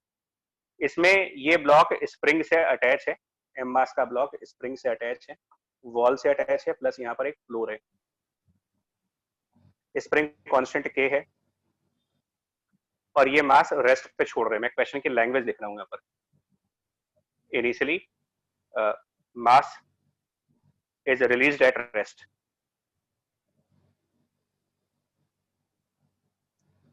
तो इनिशियल वेलोसिटी 0 हो गई, रिलीज एट रेस्ट है, और स्प्रिंग कंप्रेस है वहां पर, स्प्रिंग इज कंप्रेस्ड। मतलब सर जी ये जो डायग्राम दिखाया है वो कंप्रेस स्टेट दिखा रहा है? हाँ जी हाँ जी हाँ, ये स्प्रिंग मतलब यहीं पर एट दिस पॉइंट कंप्रेशन है, मतलब यहाँ कहीं पर स्प्रिंग का नेचुरल लेंथ होगा। सर फ्रिक्शन है, मतलब आपने क्या किया, नेचुरल लेंथ से बता रहे बच्चा, नेचुरल लेंथ से x0 डिस्टेंस अंदर ले गए, तो spring is under compression of x0। अब क्लियर हो गया क्वेश्चन? बोलो, मतलब ये पॉइंट ए मानते हैं इसको, तो पॉइंट ए पर कंप्रेशन है, पॉइंट ए कंप्रेशन वाला पॉइंट है, यानी जहां से मोशन स्टार्ट हो रहा है वहां पर स्प्रिंग कंप्रेस है। Find speed of particle, find the speed of mass when spring is relaxed. Relax का मतलब उसका कंप्रेशन खत्म हो जाए, स्प्रिंग इज रिलैक्स्ड। सर इसमें कंजर्वेशन ऑफ एनर्जी लगा सकते हैं सर? इफ, आगे तो सुनो, इफ म्यू 0 यानी कि फ्रिक्शन नहीं है, बी म्यू है 0.25 है, एंड सी म्यू, पहले वाले में म्यू 0.20 है और दूसरे वाले में म्यू बराबर 0.25 है। ये अलग अलग डेटा है, तो डिफरेंट फ्रिक्शन कोफिशिएंट्स हैं, उसके हिसाब से चलना है आपको। और उसके अलावा जो स्प्रिंग कांस्टेंट के है, इसकी वैल्यू 100 न्यूटन पर मीटर है, मास m की न्यूमेरिकल वैल्यू 2 किलोग्राम है, और x0 की वैल्यू 10 सेंटीमीटर है। न्यूमेरिकल वैल्यूज में चलना है इसमें, और g 10 मीटर पर सेकंड स्क्वायर। ठीक है जी, चलो क्या करना चाहिए इसमें बताओ। सर स्प्रिंग कांस्टेंट भी दे दीजिए। दे तो दिया 100 न्यूटन पर मीटर, तो देखो। अच्छा ओके सर, सॉरी सर। कोई बात नहीं, चलो देखो हम सब न्यूमेरिकल वैल्यूज में देखेंगे ना। देखिए, तो मैं एक काम करता हूँ यार, देखो मैं एक काम करता हूँ, मैं भी अभी फ्रेशर्स ही हैं हम लोग, तो नया नया अभी चल रहा मामला, तो आप इसमें क्या करें, फोर्सेस की लिस्ट देख लें, लिस्ट ऑफ एफ फोर्सेस, और लिस्ट के बाद इनका वर्क। बस सबसे आसान तरीका, इस चैप्टर को हैंडल करने का सबसे इजीएस्ट तरीका यही है, mg नॉर्मल। नॉर्मल, एक मिनट, नॉर्मल ऊपर, स्प्रिंग फोर्स किधर लगेगा बताओ इसमें, स्प्रिंग फोर्स लेफ्ट की तरफ, लेफ्ट की तरफ, कंप्रेशन एफ स्प्रिंग लेफ्ट। उसके अलावा फ्रिक्शन राइट, अगर लगेगा तो राइट लगेगा, लगेगा तो राइट लगेगा, अदरवाइज नहीं अब जो लगेगा तो वर्क नहीं नहीं लगेगा तो कुछ करना ही नहीं, तो करना ही नहीं, छोड़ देंगे, उसको हटा देंगे। तो हम उसको म्यू लिख के देखेंगे ना, बाद में म्यू को 0 पुट कर देंगे, उसमें कौन सी बड़ी बात है भाई, म्यू की वैल्यू तो एंटर करनी है तुम्हें। Yes sir, yes. तो वर्क क्या होगा, अच्छा Yes, sir. डिस्प्लेसमेंट कितना हुआ है, कितना डिस्प्लेसमेंट हुआ और किधर की तरफ हुआ। देखो वर्क एनर्जी पावर का न्यूमेरिकल कितना आसान है, आपको लिस्ट ऑफ फोर्सेस देखनी होती है, डिस्प्लेसमेंट, वर्क, बस इतना। तो लिस्ट ऑफ फोर्सेस तो आप न्यूटन लॉ से देखते देखते आदत बन चुकी है इसकी, आप हैबिचुअल हो चुके हो। डिस्प्लेसमेंट कितना है यहाँ पर, कहां से कहां जाना है, यहाँ तक आना है, सर ये पॉइंट बी तक नेचुरल लेंथ की तरफ जा रहा है, left side towards left, positive work होगा sir, left, positive work, left side जाना है, x0 जाना है लेफ्ट। अब आप देखो किसका कितना वर्क है, जो परपेंडिकुलर कॉम्बिनेशन है वो 0, नॉर्मल 0, fs और x0 सेम डायरेक्शन में। तो इसका एक फॉर्मूला था, स्प्रिंग फोर्स के वर्क का फॉर्मूला था, हाफ के x1 square minus x2 square. हाँ, x1 square minus x2 square, ये स्प्रिंग के वर्क का फॉर्मूला था, जिसको मैंने कहा था याद कर लेना। तो x1 मतलब इनिशियली उसमें कितना डिफॉर्मेशन है, और x2 मतलब बाद में कितना डिफॉर्मेशन है। तो हाफ के इनिशियली वो कंप्रेस है x0 से, तो x0 का स्क्वायर, और बाद में जब डिफॉर्मेशन, बाद में क्वेश्चन कह रहा है कि स्प्रिंग रिलैक्स हो गई, तो कोई डिफॉर्मेशन नहीं है उसमें, 0 स्क्वायर। और फ्रिक्शन का वर्क, डिस्प्लेसमेंट और फ्रिक्शन एक दूसरे के अपोजिट है, 0 है यहाँ तो माइनस आएगा ना, इन जनरल तो माइनस होगा, माइनस इन जनरल माइनस होगा। हाँ, तो फ्रिक्शन को रखेंगे म्यू एन, डिस्प्लेसमेंट x0, और n कितना होगा, तो वो यहाँ पर n बराबर mg है, क्योंकि उनके अलावा वर्टिकल फोर्स कोई और है नहीं, वर्टिकल में n mg के अलावा कुछ नहीं है, इसलिए n बराबर mg है। हाँ जी देव, तो n equal to mg put करके अब ये आंसर ले आएंगे। अब हम क्या करेंगे, सारे वर्क ऐड कर देंगे, इन सबको ऐड करके समेशन ऑफ वर्क लाएंगे और उसको कर देंगे चेंज ऑफ काइनेटिक एनर्जी, बस ये काम करना है। तो सबको ऐड करो, सारे वर्क ऐड कर दे, तो हाफ के x0 square minus mu n की जगह mg into x0 should be half m v square. अब आप न्यूमेरिकल वैल्यू एंटर करते जाइए फर्स्ट सेकंड थर्ड पार्ट में, और मुझे अपना आंसर बताते जाइए क्या रहा, पहले का आंसर क्या बनेगा। पहले में यहाँ म्यू बराबर 0 है, तो फर्स्ट में म्यू 0 है, हटा दीजिए, कोई दिक्कत नहीं, यानी ये दोनों बराबर हो जाएंगे, जो भी आंसर बन जाएगा। न्यूमेरिकल वैल्यू ऊपर मैंने सब दे रखी है आपको। मास 2 किलोग्राम, x नॉट को मीटर में कन्वर्ट करना होगा, 10 सेंटीमीटर है, इसको 0.1 मीटर, g 10, k की वैल्यू 100। अब देख लो क्या आंसर आएगा। पहला वाला पहले में v √ 0.5 1/√2 मीटर पर यस 1/√, हाँ ये 1/√2 आ रहा पहला वाला। Yes sir. Yes sir. वो 10 सेंटीमीटर को 0.1 मीटर रखा ना आपने। Yes sir. 0.01 यस और स्प्रिंग कांस्टेंट 1 हो जाएगा। चलिए, तो v बराबर 1/√2, ओके 1/√2 ना, ठीक है, ये अप्रोक्सीमेटली 0.7 मीटर पर सेकंड लगभग। Yes sir. लगभग इतना ही आएगा। चलिए बी पार्ट में क्या आएगा आंसर यार?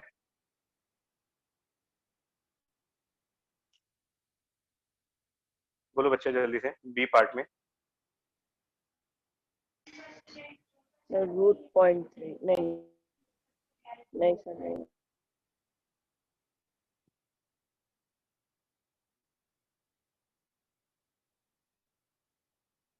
अभिज्ञान 1/√10। अच्छा, तो 1/√10 अप्रोक्सीमेटली बताओ यार कितना आएगा अभिज्ञान? हाँ जी 0.2 1/√10 कह रहे हो ना, मतलब कि चलिए लगभग 0.2 मान लेते हैं यार। 1 0.236 आएगा। चलो 0.23 आ रहा है, उसमें म्यू इक्वल टू 0.20 रखना है। यहाँ पर म्यू की वैल्यू रखनी है। पहले वाले में म्यू 0 है, ए पार्ट के लिए म्यू बराबर 0, बी पार्ट के लिए म्यू बराबर 0.20 और सी पार्ट के लिए म्यू बराबर 0.25। इसमें सर सी का आंसर 0 आ रहा है। 1/√10 है। सी वाले का आंसर 0 आएगा, बिल्कुल सही है। ठीक, तो पहले वाले का कुछ गड़बड़ लग रहा है। क्या गड़बड़ लग रहा है भाई? Yes sir. पहला वाला सही है सर। सही है 1/√2 सही है सर सही है कोई गड़बड़ नहीं। सही है सर। कंफर्म कर लेना भाई। ओपी चलिए, बहुत आसान टॉपिक है, फिर बोल रहा हूँ आपको, अगर एक बार कॉन्फिडेंस बन गया ना तो ये न्यूटन लॉ से मच इजियर टॉपिक है। इसमें कुछ नहीं करना होता, वर्क निकालिए, टोटल वर्क ऐड करके directly change of kinetic energy करके कहानी खत्म करो इसकी। लास्ट पार्ट इंटरेस्टिंग पार्ट है। क्यों? क्योंकि लास्ट पार्ट में वेलोसिटी क्या आ रही है, यहाँ पर एग्जैक्टली 0 आएगा। लास्ट पार्ट एग्जैक्टली 0 आएगा। आ रहा है, मतलब लमसम नहीं होगा, वो एग्जैक्ट 0 यस आएगा। सर। Yes sir. ये बताओ क्या हुआ कहानी यार? 0.5 माइनस 0। हाँ, तो मास ए यहाँ पर रेस्ट पे था, यहाँ पर वो रेस्ट पे था। Mass m was at rest at this point। C part के हिसाब से जब वो बी पॉइंट पर पहुंचा तब भी उसके पास 0 वेलोसिटी आई, तो 0 मीटर पर सेकंड से चल करके आप फिर 0 मीटर पर सेकंड पर आ गए। ऐसा कैसे हो सकता है कि एक बॉडी 0 स्पीड से चले और फिर 0 स्पीड पर आ जाए? यानी उसकी वेलोसिटी में कैसा वेरिएशन हुआ होगा? High then down. अब विज्ञान सोचो बच्चों ध्यान से। नहीं, रिजल्टेंट फोर्स 0 नहीं है, वेलोसिटी परमानेंट 0 नहीं है। देखिए वेलोसिटी परमानेंट 0 थोड़ी है, होगी फिर कम हुई होगी। हाँ, वेलोसिटी यहाँ पर 0 है। फिर जब बॉडी ने डिस्प्लेसमेंट तो किया ना, बॉडी ने मोशन तो किया ही, मोशन करने के बाद सर ये फिर आप आगे 0 गए और वापस पीछे चला गया। वापस पीछे नहीं आया। सर जैसे जैसे kx बढ़ रहा था ना, तो एक टाइम पे kx की वैल्यू ऐसी हो गई जो कि फ्रिक्शन को इक्वेट कर गई। मे बी हाँ बिल्कुल। एक्चुअली इसमें क्या होगा, इसकी 0 मीटर पर सेकंड से वेलोसिटी पहले इंक्रीज होगी और ए और बी के बीच में कहीं पर, ए और बी के बीच में कहीं पर मैक्सिमम वेलोसिटी हो जाएगी और फिर वेलोसिटी रिटार्डेट होना स्टार्ट हो जाएगी। मतलब कि ए और बी के बीच कुछ डिस्टेंस के लिए ये मास एक्सेलरेट होगा और कुछ डिस्टेंस के लिए ये मास रिटार्डेट होगा, यानी कि बीच में कहीं पर इसकी मैक्सिमम वेलोसिटी होगी। और ये अब जेई वाला क्वेश्चन है। For the C part find maximum velocity, ये आपका जेई का क्वेश्चन होता है।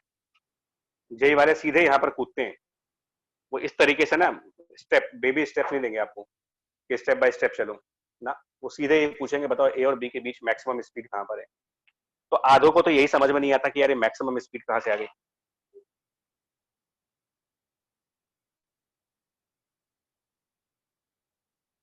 तो देखिए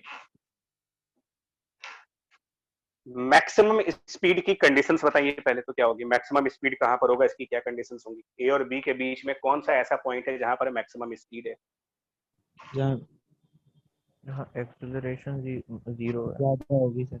हाँ, तो वो कहाँ पर होगा? अब इस क्वेश्चन को करना पड़ेगा, इस क्वेश्चन को अच्छी तरीके से करना होगा हमें। देखो यहाँ भी मैक्सिमा लगा दे।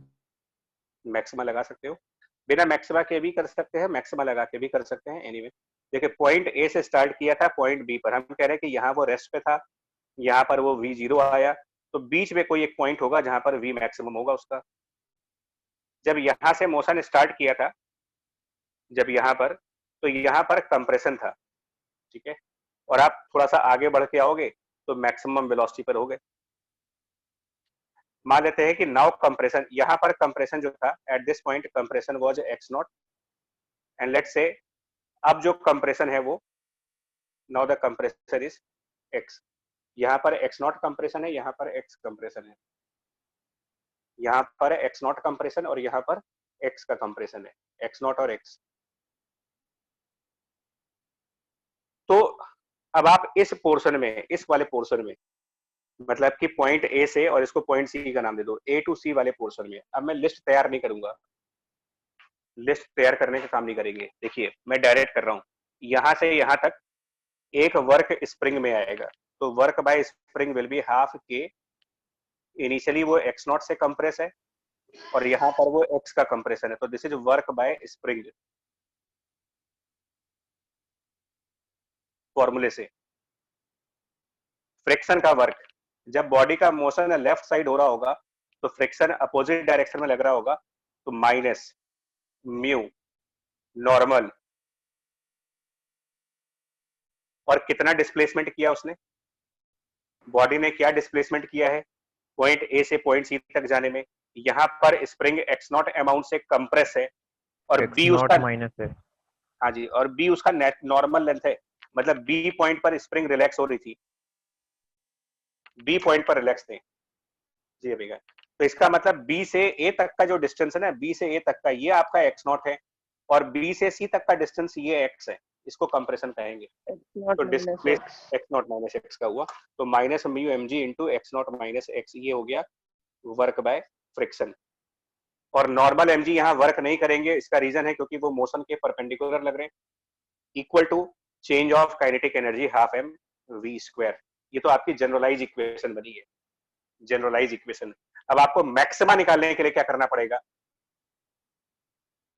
आपको क्या चाहिए, क्या पड़ेगा? हाँ, डिफरेंशिएट करना पड़ेगा, मैक्सिमम स्पीड पहले निकालने v के को एक्सप्रेस करेंगे हम लोग बाकी सबके टर्म्स में, फिर हाँ। डिफरेंशिएट। तो वैसे वो v ऑलरेडी एक्सप्रेस है, देखो v ऑलरेडी एक्सप्रेस है, मैक्सिमम मिनिमम भी लगा सकते हो, एक और कंसेप्ट लगा सकते हो, देखो क्या है, फॉर v मैक्सिमम आप क्या कहोगे कैलकुलस में कि dv बाई dt जीरो, तो dv बाई dt का मतलब क्या होता है, काइनेमेटिक्स में dv बाई dt का मतलब क्या है, एक्सेलरेशन।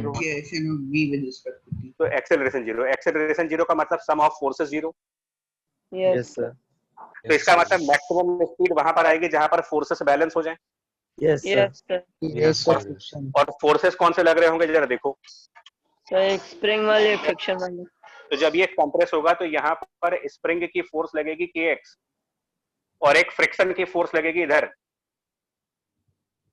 और मैक्सिमम स्पीड का मतलब जीरो एक्सेलरेशन, मतलब कि सम ऑफ फोर्सेस जीरो, यानी कि उस समय मैक्सिमम स्पीड आएगी, हाँ उस समय मैक्सिमम स्पीड आएगी जब kx और म्यू1 एक दूसरे को बैलेंस कर रहे होंगे। तो हम कैलकुलस क्यों लगाएं, हम डायरेक्ट कर सकते हैं ना कि kx बराबर म्यू एन, यस सर। और x बराबर म्यू एन की जगह mg डिवाइडेड बाय k। अब ये वाला x आप ऊपर की इक्वेशन में रख दो, ये x ऊपर की इक्वेशन में रखेंगे तो ये बनेगा half k x nought square minus mu M G by K whole square minus mu M G X not minus again X mu M G by K and equal to right hand side पर half M V max square. समझ आया आपको चीज? Yes sir. Yes sir. ठीक है जी, अब इसमें just numerical value रखनी है आपको, सारी न्यूमेरिकल वैल्यूज पुट करनी है। तो वो पार्ट हम छोड़ दे रहे हैं, होमवर्क के लिए आप न्यूमेरिकल वैल्यू रखने का काम करते रहना, बिकॉज सबकी न्यूमेरिकल वैल्यू क्वेश्चन में दी गई है। के की वैल्यू दी गई है, एक्स नॉट की वैल्यू दी गई है, म्यू की वैल्यू दी गई है, मास की वैल्यू दी गई है, जी की वैल्यू दी गई है। तो इन सब के न्यूमेरिकल वैल्यूज तुमको दिए गए हैं, अब सिर्फ कैलकुलेशन बचा है इसके अंदर।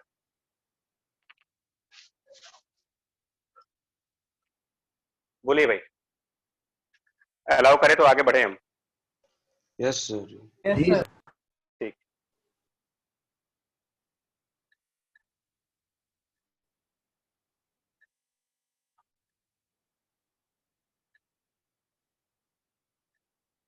एक और प्रॉब्लम लेंगे। नाउ कनेक्टेड बॉडीज का प्रॉब्लम लेंगे और इसमें कंसेप्ट क्या है वो समझाएंगे आपको। तो यहाँ पर एक कनेक्टेड बॉडी है, मान लीजिए ऐसे, और ये बॉडी स्प्रिंग से अटैच है। एक बॉडी है वो स्प्रिंग से अटैच है,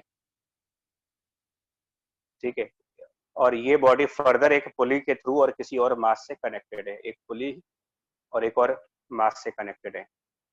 अब टाइप ऑफ कनेक्शंस कैसे भी हो सकते हैं, तो मैं इसको थोड़ा सा डिफरेंट वे में कनेक्ट कर रहा हूँ और यहाँ से एक मास हैंग कर रहे हैं इस तरीके से।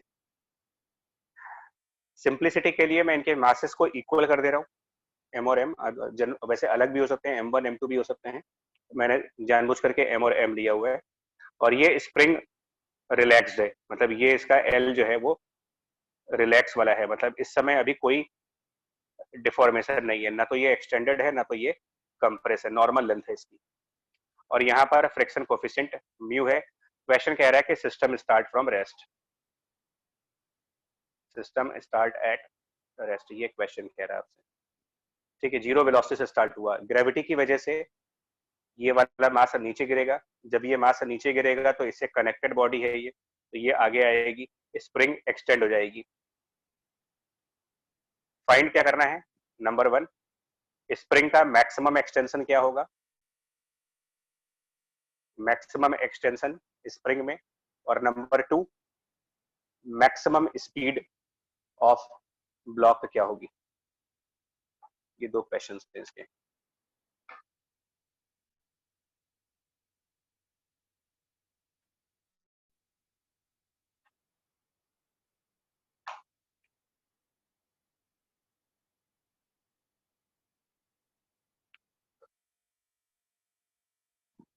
देखो जी क्या आंसर आएगा।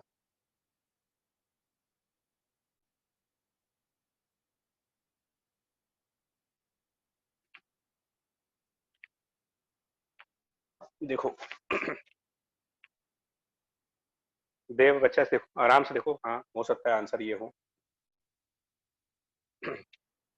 देखने में बड़े डिफिकल्ट क्वेश्चन लगेंगे, लेकिन अगर आपने स्टेप बाय स्टेप फॉलो किया, स्टेप्स फॉलो करिएगा। स्टेप्स क्या होंगे, पहली बात तो ये फोर्सेस की लिस्ट ऑफ फोर्सेस। अब वो आप चाहो लिखो चाहे अपने दिमाग में रखो, 2 ऑप्शंस हैं। अगर आपको लगता है कि आपकी मेमोरी खराब है, आप गजनी टाइप हो, तो आप लिखो, और अगर आपको लगता है कि बहुत अच्छी मेमोरी है आपकी, तो बिना लिखे भी काम कर सकते हैं। यही चीज डिफरेंशिएट करती है student to student exam time पर। स्पीड यहाँ से डिफर कर जाती है, किसी की स्लो स्पीड, किसी के फास्ट स्पीड। किसी को एक एक स्टेप लिखना पड़ता है, कुछ लोग 2 स्टेप अपने माइंड में कर लेते हैं, तो आगे निकल गए वो। तो आप क्या चाहते हो, लिस्ट ऑफ फोर्स लिखें या वर्बली डिस्कस कर लें इसको? वर्बली। देखिए अब स्टेटमेंट सुनना फिर, लेकिन स्टेटमेंट आप ये सुनिएगा। नंबर 1, कनेक्टेड बॉडीज में मैंने न्यूटन लॉ के टाइम पर भी आपसे एक बात कही थी कि कनेक्टेड बॉडीज में कंस्ट्रेंट रिलेशन जरूर आएगा। C for connected and C for constraint, ये दोनों जरूर आने चाहिए। तो सबसे पहले तो आपका कंसेप्ट ये है कि अगर ये वाला मास x डिस्टेंस आगे जाता है तो ये मास कितना नीचे आएगा, ये कैसे पता लगाओगे। और कंस्ट्रेंट निकालने का एक तरीका मैंने आज और बता दिया है, वर्क बाय टेंशन फोर्स 0 आना चाहिए। तो यहाँ पर अगर टेंशन फोर्स T लगेगा तो यहाँ पर टेंशन फोर्स 2T लग रहा होगा। और अब आप जिनको कंस्ट्रेंट्स में दिक्कत है वो इस मेथड से निकालो, इस मेथड से कि sum of work by tension 0 आना चाहिए। अभी निकाल सकते हो क्या आएगा आंसर? A1 equals to 2 यहाँ हाँ जी, जरूरत डिस्प्लेसमेंट निकालना। मान लो अगर ये x है और यहाँ पर x डैश है, मान लो ये x डैश नीचे आ रहा है, तो फोर्स इनटू डिस्प्लेसमेंट यानी कि t इंटू एक्स वर्क ऊपर हो गया और 2t x डैश का माइनस में यहाँ पर हो गया 2t x dash equal to 0। आपको डायरेक्ट एक आंसर मिलेगा x डैश बराबर x/2। समझ में आ रहा है कंस्ट्रेंट कैसे निकल रहा है हमारा? बोलो बच्चे, चलो कंस्ट्रेंट समझ में आया आपको? Yes sir. Yes sir. हाँ यस सर। टेंशन मेथड से। अब क्या करेंगे देखो, अब एक अगला स्टेटमेंट सुनो मेरा, work by all forces should be change of kinetic energy, यही थ्योरम कहता है। तो पहले आप इस वाले ब्लॉक पर आइए। इस वाले ब्लॉक पर क्या क्या फोर्सेस लग रहे हैं, इस जो टेबल पर ब्लॉक है इसके ऊपर कौन कौन से फोर्स हैं, मेंटली सोचो आप। तो वैसे तो नॉर्मल भी है, एमजी भी है, क्या उनका वर्क आएगा कोई? नहीं sir. No no sir. Sir. तो स्प्रिंग का वर्क आएगा, टेंशन और स्प्रिंग। टेंशन और सुनो, स्प्रिंग। अब सुनो, फ्रिक्शन टेंशन। हाफ के स्प्रिंग के वर्क का फॉर्मूला होता है x1 स्क्वायर। तो तो यहाँ पे x स्क्वायर और 0 होगा। नहीं, तो जब मोशन स्टार्ट हो रहा है, जब ये चलना स्टार्ट किया था उस समय तो स्प्रिंग रिलैक्स थी, तो बिगिनिंग में आप रिलैक्स हो यानी कि 0 स्क्वायर लिखेंगे यहाँ पर। बाद में स्ट्रेच हो रहे हो, बाद में एलोंगेट कर रहे हो, तो माइनस एक्स स्क्वायर। ये हो गया work by spring. Yes sir. बात समझ में आई? Yes sir. ठीक है। Yes sir. अब यहां पर ग्रेविटी का वर्क, इस छोटे वाले मास पर ग्रेविटी का वर्क, तो इसका mg नीचे होगा, इसका मोशन भी नीचे हो रहा है, तो ग्रेविटी की वर्क प्लस फोर्स mg नीचे, डिस्प्लेसमेंट x डैश जो कि x/2 है, यहाँ के ग्रेविटी का वर्क। टेंशन का वर्क हम लेंगे ही नहीं, क्योंकि जब आप दोनों ब्लॉक्स को मिला करके लिख रहे हो ना, तो ऑलरेडी आप बोल चुके हो कि sum of work by tension force कितना होता है। यही इसका एडवांटेज था। मैं दोनों के वर्क ऐड कर दूंगा, यहां पर जिन जिन फोर्सेस का वर्क है वो ऐड करो और यहां पर जिन जिन फोर्सेस का वर्क है वो ऐड करो। उस एडिशन प्रोसेस में टेंशन की वर्क अपने आप गायब हो जाएगी, क्योंकि ये हम पहले से जानते हैं कि वर्क बाय टेंशन फोर्स कितना होना है, 0 होना है। तो हम क्यों यहाँ पर टेंशन की वर्क कैलकुलेट करें? Yes sir. मतलब मेरा एडवाइस आपके लिए ये है कि जो कनेक्टेड बॉडीज हों उसमें लेफ्ट साइड पर जब आप वर्क लिखेंगे तो जितनी बॉडीज कनेक्टेड है सबके वर्क ऐड कर दो। जितनी बॉडी आपस में कनेक्टेड है इसका भी वर्क लिखो, इसका भी वर्क लिखो।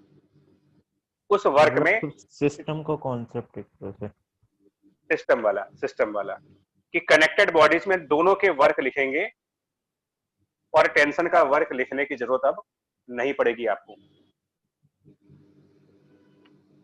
मैंने कल की क्लास में एक बात कही थी कि work done by tension force individual blocks पर पॉजिटिव और नेगेटिव आता है, सिस्टम पर नहीं आता कभी। तो अगर आप सिर्फ इसके लिए वर्क बराबर चेंज ऑफ काइनेटिक एनर्जी लिखोगे ना, सिर्फ इसके लिए, तो आपको टेंशन फोर्स का वर्क निकालने की जरूरत पड़ेगी। याद है प्रीवियस लेक्चर याद आ रहा है कि सेपरेटली अलग अलग करके देखोगे तो टेंशन यहां पर भी वर्क करेगा और टेंशन यहां भी वर्क करेगा, लेकिन उस टेंशन की वर्क के टेंशन से निकलने का तरीका क्या है?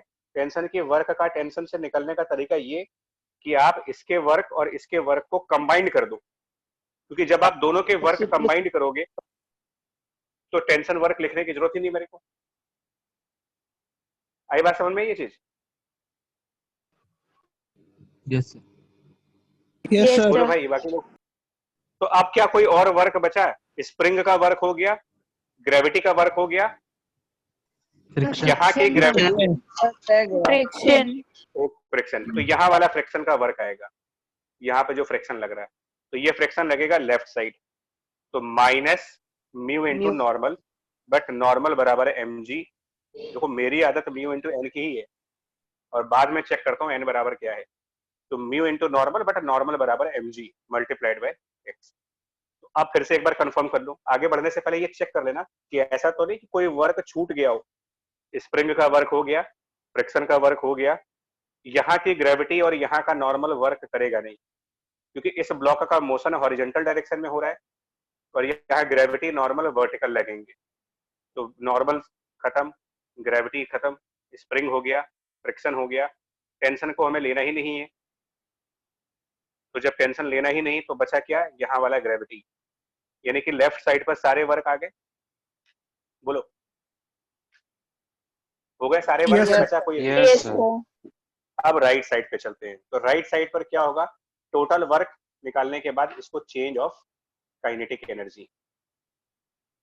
तो इस वाले मास में अगर v वेलोसिटी आएगी तो इसकी काइनेटिक एनर्जी हाफ mv², और इसकी काइनेटिक एनर्जी क्या होगी, हाफ m। अगर वो v स्पीड पर चलेगा तो ये तो कुछ अलग स्पीड पे चलेगा ना, क्योंकि इसका मोशन जो हो रहा है वो उसका हाफ हो रहा है, x डैश बराबर x/2 है। v/2 बस अब ये इक्वेशन तैयार हो गई, आपकी इक्वेशन रेडी हो गई।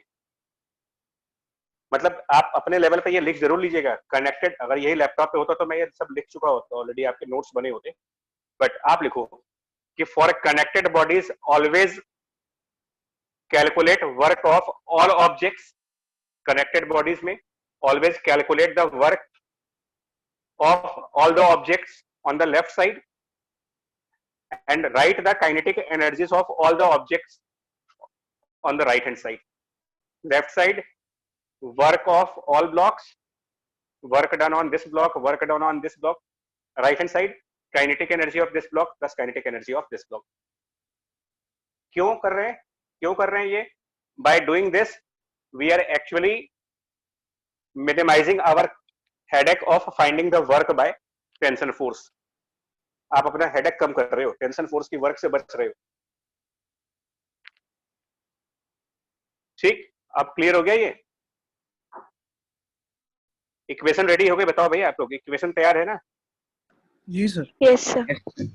अब आते हैं क्वेश्चन आंसर के फॉर्म में। करना क्या है अब? तो मैक्सिमम एक्सटेंशन कब होगा? जब रुक जाएंगे मोमेंटरली। हाँ जी, मैं एक्सटेंड, हाँ बिल्कुल ना बाबूजी सुनो, एक्सटेंशन ये डिस्प्लेसमेंट होगा ना, जितना ये मास मूव करेगा ये डिस्प्लेसमेंट होगा, यानी कि आपको x की मैक्सिमम वैल्यू करनी है। तो जब x मैक्सिमम होगा तो उसका डिफरेंशिएशन 0 करो। x का डिफरेंशिएशन होता क्या है? वेलोसिटी v आएगा, यानी कि मैक्सिमम एक्सटेंशन के लिए v 0 होगा। तो आप इस इक्वेशन में राइट साइड पर v 0 कर दो, इस इक्वेशन में राइट साइड v 0 कर दो। सर v/2 कैसा है एक बार बता दीजिए। कंस्ट्रेंट रिलेशन से यार, वो x और x डैश का जो रिलेशन है वही रिलेशन, x डैश बराबर x/2 है, उसी से डिफरेंशिएट करके आएगा कि इधर की वेलोसिटी डैश में।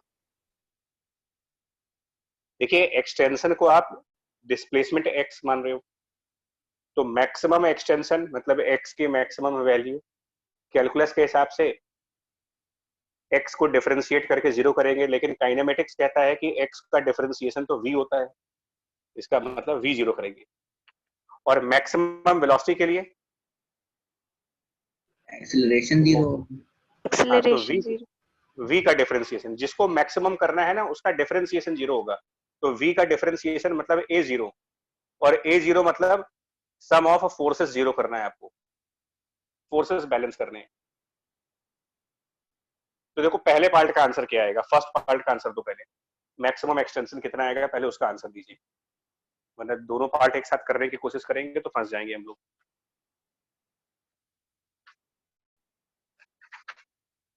इससे ज्यादा कंसेप्ट आएंगे नहीं, मैं बता रहा हूं तुम्हें। अगर वर्क एनर्जी पावर करना चाहते हो तो आप वर्क एनर्जी थ्योरम जो बताई जा रही है इसको फॉलो करते रहिए, और कोई दिक्कत नहीं है। जी बच्चे। सर वो जो आपने टेंशन, वो अपने जो कनेक्टेड बॉडीज के लिए वो बताया ना था कि दोनों का साथ में निकालना है वर्क, ताकि टेंशन ना इंक्लूड कर, वो पॉइंट एक बार फिर से बता दीजिए सर। टेंशन का वर्क इंक्लूड ना करें, अदरवाइज हमें देखिए कल, अब ये कल के लेक्चर से रिलेटेड है ना, एक्चुअली वो नोट्स है नहीं, वो लैपटॉप पर था। टेंशन वाले में हमने ये कहा था कि अगर हम इंडिविजुअल बात करेंगे तो इंडिविजुअली टेंशन फोर्स यहाँ भी वर्क कर रहा है, इंडिविजुअली टेंशन फोर्स यहाँ भी वर्क कर रहा है। Yes sir. तो या तो मैं पहले टेंशन फोर्स कैलकुलेट करूं, क्योंकि वर्क निकालने के लिए फोर्स पता होना चाहिए ना आपको। Yes sir, yes sir. तो मेरी वर्किंग बढ़ नहीं जाएगी। मैं पहले टेंशन फोर्स को कैलकुलेट करूं, फिर उसका वर्क निकालूं, तो मेरे नंबर ऑफ स्टेप्स इंक्रीज नहीं करेंगे। हाँ सर। मैंने ये कहा है कि टेंशन फोर्स की वर्क निकालने की जरूरत ही नहीं पड़ेगी आपको, अगर आप दोनों के वर्क को लेफ्ट साइड पर कंबाइंड कर दें, क्योंकि कंबाइंड करने पर summation of work by tension force 0 होता है। तो मैं क्यों कैलकुलेट करूं जब मुझे पता है कि यहाँ की टेंशन का वर्क और यहाँ की टेंशन का वर्क मिल करके 0 होना है। तो फिर हम वर्क ऐड कर देते हैं डायरेक्टली। हाँ सर, तब तो फिर मतलब दोनों कट जाएंगे। हाँ, अब क्या करो फर्स्ट पार्ट के लिए। फर्स्ट पार्ट मतलब मैक्सिमम एक्स निकालने के लिए आपको V0 करना है। तो राइट साइड का V0 हो गया। जैसे ही राइट साइड का V0 हुआ, आपका इक्वेशन बना है mgx/2 equal to mu mgx। सही चल रहा होगा यार, तो हाफ के एक्स स्क्वायर, इसमें से एक तो इसका एक आंसर तो x बराबर 0 आ जाएगा और एक x कैंसिल कर देंगे, तो x की वैल्यू बन जाएगी mg 1 minus 2 mu 1 minus 2 mu upon k upon k। सही ना यार? ठीक, ये मैक्सिमम x आ रहा है यार। ठीक है, सेकंड पार्ट पे आओ। सेकंड पार्ट में आपको V मैक्स करना है। V मैक्स करने का मतलब A0 का मतलब सम ऑफ फोर्सेस 0। तो फोर्सेस कैसे 0 करेंगे, अब ये देखो। इस छोटे वाले मास का फ्री बॉडी डायग्राम क्या बनेगा? Free body diagram of small m on horizontal surface. जो हॉरिजॉन्टल सरफेस पर मास m है, उसका मास देखो क्या बनेगा, इस वाले मास का फ्री बॉडी डायग्राम। तो इस वाले मास का फ्री बॉडी डायग्राम क्या बनेगा? इसमें राइट साइड टेंशन लगेगा, लेफ्ट साइड पर स्प्रिंग का फोर्स आएगा, क्योंकि स्प्रिंग स्ट्रेच हो चुकी है, तो kx का फोर्स आएगा हुक्स लॉ के हिसाब से। डाउनवर्ड डायरेक्शन में mg आएगा, अपवर्ड डायरेक्शन में नॉर्मल आएगा। और free body diagram of small m जो हैंग कर रहा है उसके लिए क्या करेंगे? हैंगिंग वाले के लिए जो हैंगिंग मास है उसका फ्री बॉडी डायग्राम क्या बनेगा? तो जो मास लटक रहा है उसकी बात करो, उसके लिए mg नीचे और ऊपर की तरफ 2t। सिग्मा f0 यानी फोर्सेस बैलेंस करने। तो फोर्सेस बैलेंस करेंगे तो 2t और mg बराबर and t equal to kx। इन दोनों को साइमल्टेनियस लेके बताओ कि x की क्या वैल्यू बनेगी। 2t बराबर mg और t बराबर kx। फ्रिक्शन नहीं होगा सर x हो गए mg/2k। रुको बच्चा, रुको रुको वेलोसिटी 0 हो गई है ना, इसलिए नहीं यार रुको, फ्रिक्शन होगा, वो छूट गया हमसे। सॉरी यार, बार-बार फ्रिक्शन पहले ही बताने वाली थी। बोल दिया करो बच्चा, बाद में गड़बड़। तो t equals to kx plus mu n। ठीक है, कोई बात नहीं। तो 2 टाइम्स और t की जगह रखेंगे kx प्लस म्यू n बराबर mg और इक्वल टू mg। तो इसको सॉल्व करेंगे तो अब ये तो कुछ अजीब सा ही आंसर आएगा, mg और 1 माइनस 2 म्यू उधर जाएगा ऑन 2k। ये x आएगा, x बराबर mg into 1 minus 2 mu upon 2k। ये वो वैल्यू आई है, दिस इज, ये आंसर नहीं है। For this value of x, for this value of x v is maximum. एक बात समझो, ये आपकी एक इक्वेशन है और ये इक्वेशन किन दो वेरिएबल्स के बीच की है? इसमें दो वेरिएबल कौन कौन से हैं? राइट साइड पर v और लेफ्ट साइड पर x। तो अगर x मालूम होगा तो v निकल जाएगा और v मालूम होगा तो x मालूम चलेगा आपका। इक्वेशन का मतलब यही होता है सिंगल इक्वेशन में कि इन दो में से एक वेरिएबल अगर मालूम चल जाए तो दूसरा वेरिएबल अपने आप निकल जाएगा। क्वेश्चन के फर्स्ट मैक्सिमम एक्सेलरेशन पूछा है तो क्यों पूछेंगे भाई मेरे? मैक्सिमम एक्सेलरेशन का कोई फिजिकल मतलब नहीं है एक्चुअली। इसका फिजिक्स में कोई इसका सेंस भी तो होना चाहिए ना यार। तो अभी आप क्या करोगे, ये जो x निकाला है ना, ये x मुझे यहाँ सब्स्टिट्यूट करना पड़ेगा इन सब जगहों पर। मतलब थोड़ी सी लेंदी वर्किंग होगी। अच्छा, ये न्यूमेरिकल वैल्यू होती तो थोड़ा सा आपको कंफर्टेबल लगता, यहाँ पर जो x है, यहाँ पर जो x है और यहाँ पर जो x है, इन सब की जगह ये वैल्यू पुट करनी होगी। तो मैं इक्वेशन 1 तो लिखा ही है इसमें, मैं सिर्फ ये कह रहा हूँ, अभी करेंगे नहीं क्योंकि एक क्वेश्चन और करना है बस। Substitute value of x in equation 1 to get v max। इसको मैं छोड़ दे रहा हूँ, आप लोग एक बार करिएगा, मतलब ये क्योंकि बड़ा एक्सप्रेशन है, लिखने में टाइम भी लगेगा। mg 1 - 2 μ by 2k, ये यहाँ पर भी रखना पड़ेगा इस x की जगह पर, यहाँ पर भी और यहाँ पर भी, तब राइट साइड पर v max आएगा। मतलब वर्क एनर्जी थ्योरम कुल मिलाकर के आपको क्या कहता है कि वर्क एनर्जी थ्योरम एक इक्वेशन देगा आपको। वर्क एनर्जी थ्योरम सिर्फ एक इक्वेशन प्रोवाइड करेगा किन दो वेरिएबल्स के बीच में, डिस्प्लेसमेंट और वेलोसिटी। ये है वर्क एनर्जी थ्योरम। एक इक्वेशन मिल जाएगी, एक रिलेशन मिल जाएगा आपको वेलोसिटी और डिस्प्लेसमेंट के बीच का, और उस इक्वेशन के बेसिस पर आपको कई सारे क्वेश्चन पूछे जा सकते हैं। एक एग्जांपल और दिखाते हैं, देखो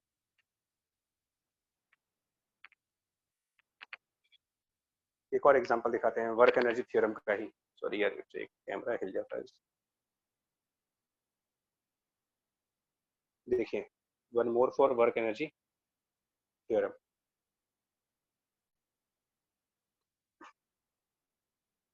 देखो बच्चे, एक तो सिंपल सा क्वेश्चन ये है कि एक मास m है, पहले मैं इसको सिंपल कर दूं।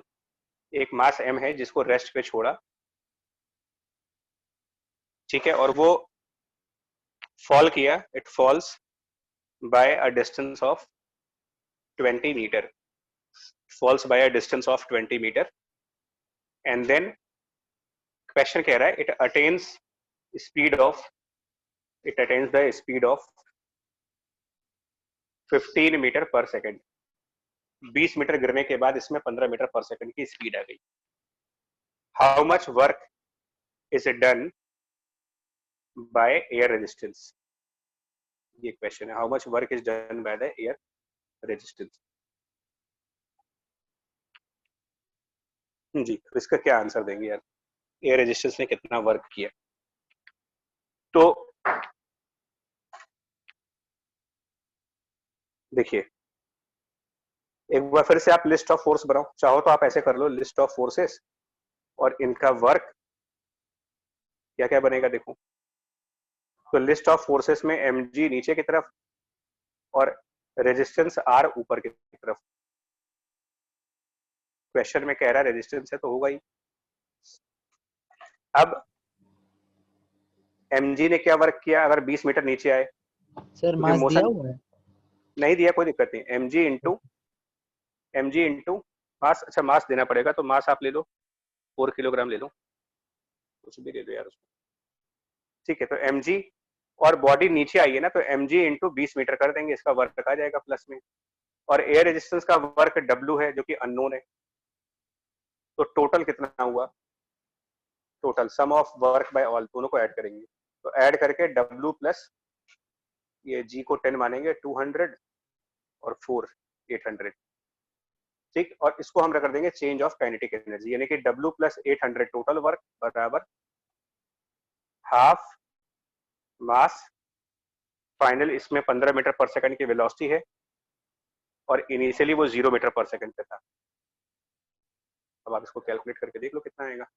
ये 225 इंटू 2 450 माइनस 350, तो माइनस 350 जूल, यानी एयर रेजिस्टेंस का वर्क नेगेटिव है। तो रेजिस्टेंस तो हमेशा नेगेटिव में ही वर्क करेगा, रेजिस्टेंस का वर्क हमेशा नेगेटिव होता है, इसमें कोई नई बात नहीं है, आराम से। यस सर, माइनस केवी फॉर्म में। जी बिल्कुल सही। एक और एग्जांपल इसमें ये पूछते हैं कि कोई एक बुलेट टाइप की चीज है, सब कॉमन क्वेश्चन है, m मास का एक बुलेट है u स्पीड से, और इस बुलेट को फायर किया गया किसी वुडन ब्लॉक में, ठीक। और जब ये बुलेट इस वुडन ब्लॉक के अंदर से पेनिट्रेट करते हुए बाहर आई, तो इसकी स्पीड u बाय 10 हो जाती है, u बाय 10। u स्पीड से बुलेट गई वुडन ब्लॉक में, वुडन ब्लॉक को क्रॉस करके आगे निकल गई, और उसकी स्पीड u बाय पेन या कोई भी एक डेटा हो सकता है, और ये वुडन ब्लॉक, ठीक है। अब ऐसे कितने वुडन ब्लॉक, ये तो सिंगल ब्लॉक है, मतलब सिंगल वुडन ब्लॉक है। नेक्स्ट एक्सपेरिमेंट में आपने ऐसे कई सारे ब्लॉक एक के बाद एक लाइन में लगा दिए। तो आपसे कह रहे हैं कि मान लो अगर मैंने n ब्लॉक्स लगाए, सिमिलर n सिमिलर ब्लॉक्स, और बुलेट m मास की u स्पीड से फायर की, और हम ये चाहते हैं कि फाइनली बुलेट स्टॉप कर जाए, फाइनली ये स्टॉप कर जाए,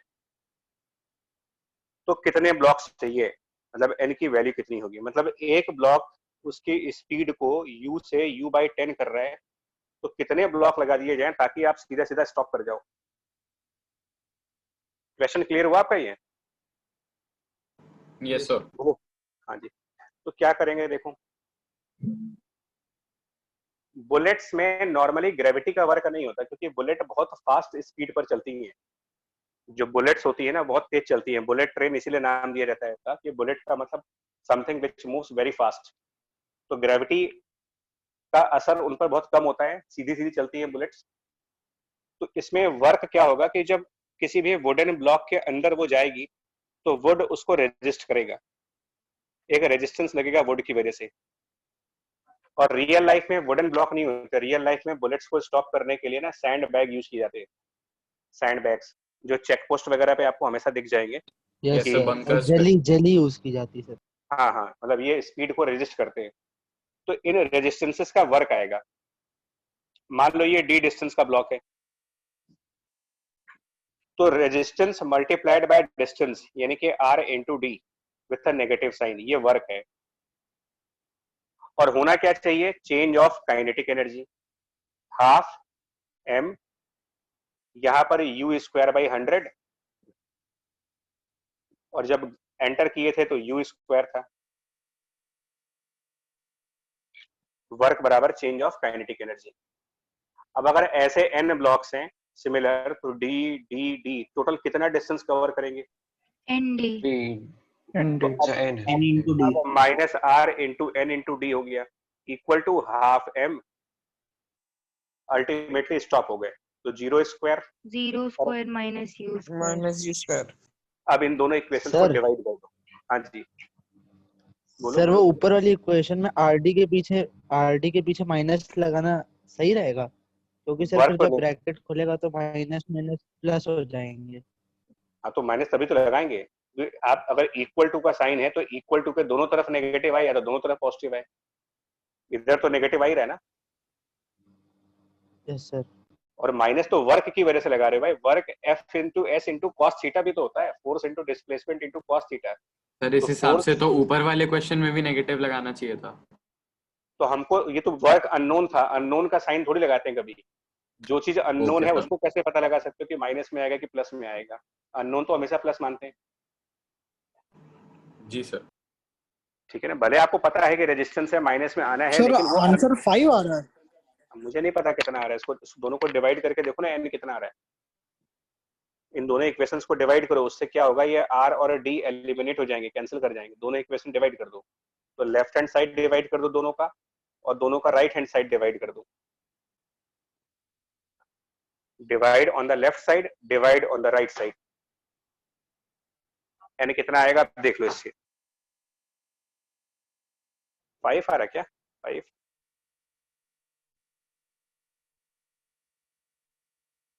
जी बताइए, 5 आ रहा है क्या? 5 तो नहीं आएगा मेरे ख्याल से डिवाइड करने पर। दोनों इक्वेशन डिवाइड करेंगे अगर तो minus R D divided by minus R N D, यानी कि वहां पर 1/n आ जाएगा, और इधर हाफ m कैंसिल हो जाएगा, u² -99/100 है। Yes sir. तो n 100/99 तो 100/99 यानी कि 1 पॉइंट समथिंग, 1 पॉइंट समथिंग, यानी कि 2 ब्लॉक चाहिए आपको। एक से ज्यादा ब्लॉक चाहिए तो 2 ब्लॉक हो गए आंसर कि 2 ब्लॉक आपको स्टॉप हो जाएगा। Yes sir. 1 पॉइंट समथिंग मतलब एक से ज्यादा। अब एक से ज्यादा आधा ब्लॉक तो रखेंगे नहीं, तो 2 ब्लॉक मान लेंगे। लेकिन इसका मतलब क्या होगा कि बुलेट दूसरे ब्लॉक के बीच में ही कहीं फंस जाएगी जाकर के। जैसे ह्यूमन बॉडी में बुलेट फंस जाती है ना, किसी को अगर ठाए कर दो बिल्कुल, तो कभी कभी Yes, sir. गोली जो होती है तो बॉडी में फंस नहीं जाती जो डॉक्टर लोग निकालते हैं, तो और कभी कभी बुलेट तो आर बहुत पार कम भी हो देखा जाती है। है। वो भैया डिपेंड करता है बुलेट हमारी किससे है, तमंचे से हमारी है, कट्टे से हमारी है कि शॉटगन से मारेंगे, शॉटगन से। हाँ जिससे भी मारो, वो तो मारने वाले पे डिपेंड करता है कि किसी ने तोप से उड़ा दिया तो भाई डिपेंड करता तोप है तो कौन आदमी को ले जाएगा। है। मतलब एक बात कह रहे हैं, तो बुलेट ब्लॉक के अंदर भी फंस सकती है, ब्लॉक से निकल भी सकती है, और डिपेंड करता है कि बुलेट कौन सी है, प्लास्टिक वाली कि मेटल वाली, ठीक है। और वो टॉय गन कौन सी है, टॉय गन है या फिर रियल वाली गन है, कई चीजों पे डिपेंड करता है ना। तो गोली असली है या नकली? गोली असली है, बंदूक नकली, तो क्या करोगे। देखो बच्चा एक बार बताया फिर से, आप इस टॉपिक को पढ़ना है क्योंकि अब इसमें इस चैप्टर में हम बहुत जल्द कंप्लीट करने वाले हैं इस चैप्टर को, शायद कल भी क्लास है मेरे ख्याल से। नो है सर। क्लास? नहीं, अच्छा अभी इस हफ्ते सर हो गया सर इस हफ्ते का सर। इस हफ्ते कोटा हो गया नहीं, बट फिर भी जी सुनो सर। सुनो, सर इस हफ्ते के लिए एक लेक्चर बचा है इसमें पोटेंशियल एनर्जी का, और उसी में कंजर्वेशन ऑफ एनर्जी होगा, और एक लेक्चर बचा है पावर वगैरह का, मतलब 2 या 3 लेक्चर, 2 मैक्सिमम आनी है। वो कोलिशंस का भी तो है। नहीं वो सेपरेट चैप्टर है, इसके बाद हम सिस्टम ऑफ पार्टिकल्स पर आ जाएंगे, तो उसी तब में आजा आएगा सर सर रोटेशनल भी उसी में है ना? हाँ जी हाँ, तब एक साथ रोटेशन स्टार्ट होगा, सिस्टम ऑफ पार्टिकल्स। सब एक साथ होगा, centre of mass, sir conservation of rotational momentum. Dynamics ना सर, सिस्टम ऑफ पार्टिकल्स। जी सर।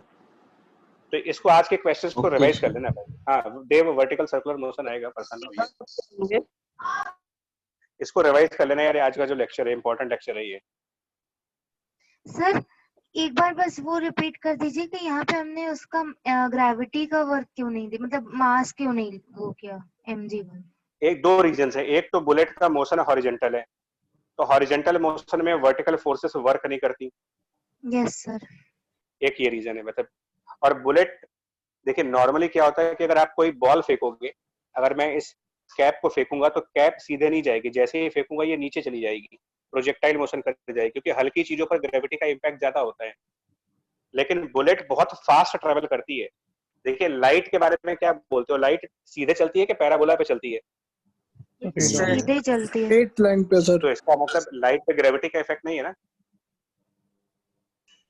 यस सर लाइट नहीं है। तो फिर जितनी हाई स्पीड पे जाओगे ग्रेविटी का असर उतना कम होता जाएगा।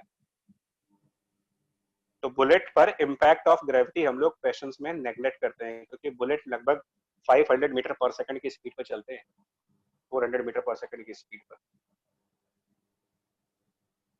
Okay sir, thank you sir. ठीक है बच्चा, चलो थैंक यू जी। Sir sir sir sir sir sir हाँ हाँ प्लीज सर। बताओ बताओ बताओ भैया बताओ, यही करें। सर 1 मिनट पीछे वाला पेज पलटिएगा, एक पीछे वाले क्वेश्चन में डाउट है सर, हो सकता है गलत हो सर। वो वाले, हाँ सर, तो इसमें हमने पूछना था कि वी मैक्स सर आपने उसकी निकाली है ना जो लटक रहा था, जो ब्लॉक लटक रहा था, दोनों की उसकी एक वी साथ मैक्स होगी, निकाली। दोनों की एक साथ होगी, दोनों की एक साथ होगी। अच्छा अगर ये ओके मैक्सिमम सर, तो ये भी मैक्सिमम, क्योंकि ये इनमें आपस में रिलेशन है, ये v है तो ये v/2 है। ओके सर समझ गए सर, यही मतलब यही डाउट था, गलत सोच लिया। हाँ कनेक्टेड बॉडीज में एक मैक्सिमम तो दूसरा भी मैक्सिमम, यही कंस्ट्रेंट है कि आप किसी के ऊपर डिपेंडेंट हो। Okay thank you sir. चलो जी अलविदा, bye bye. Thank you sir. Thank you sir. Thank you sir.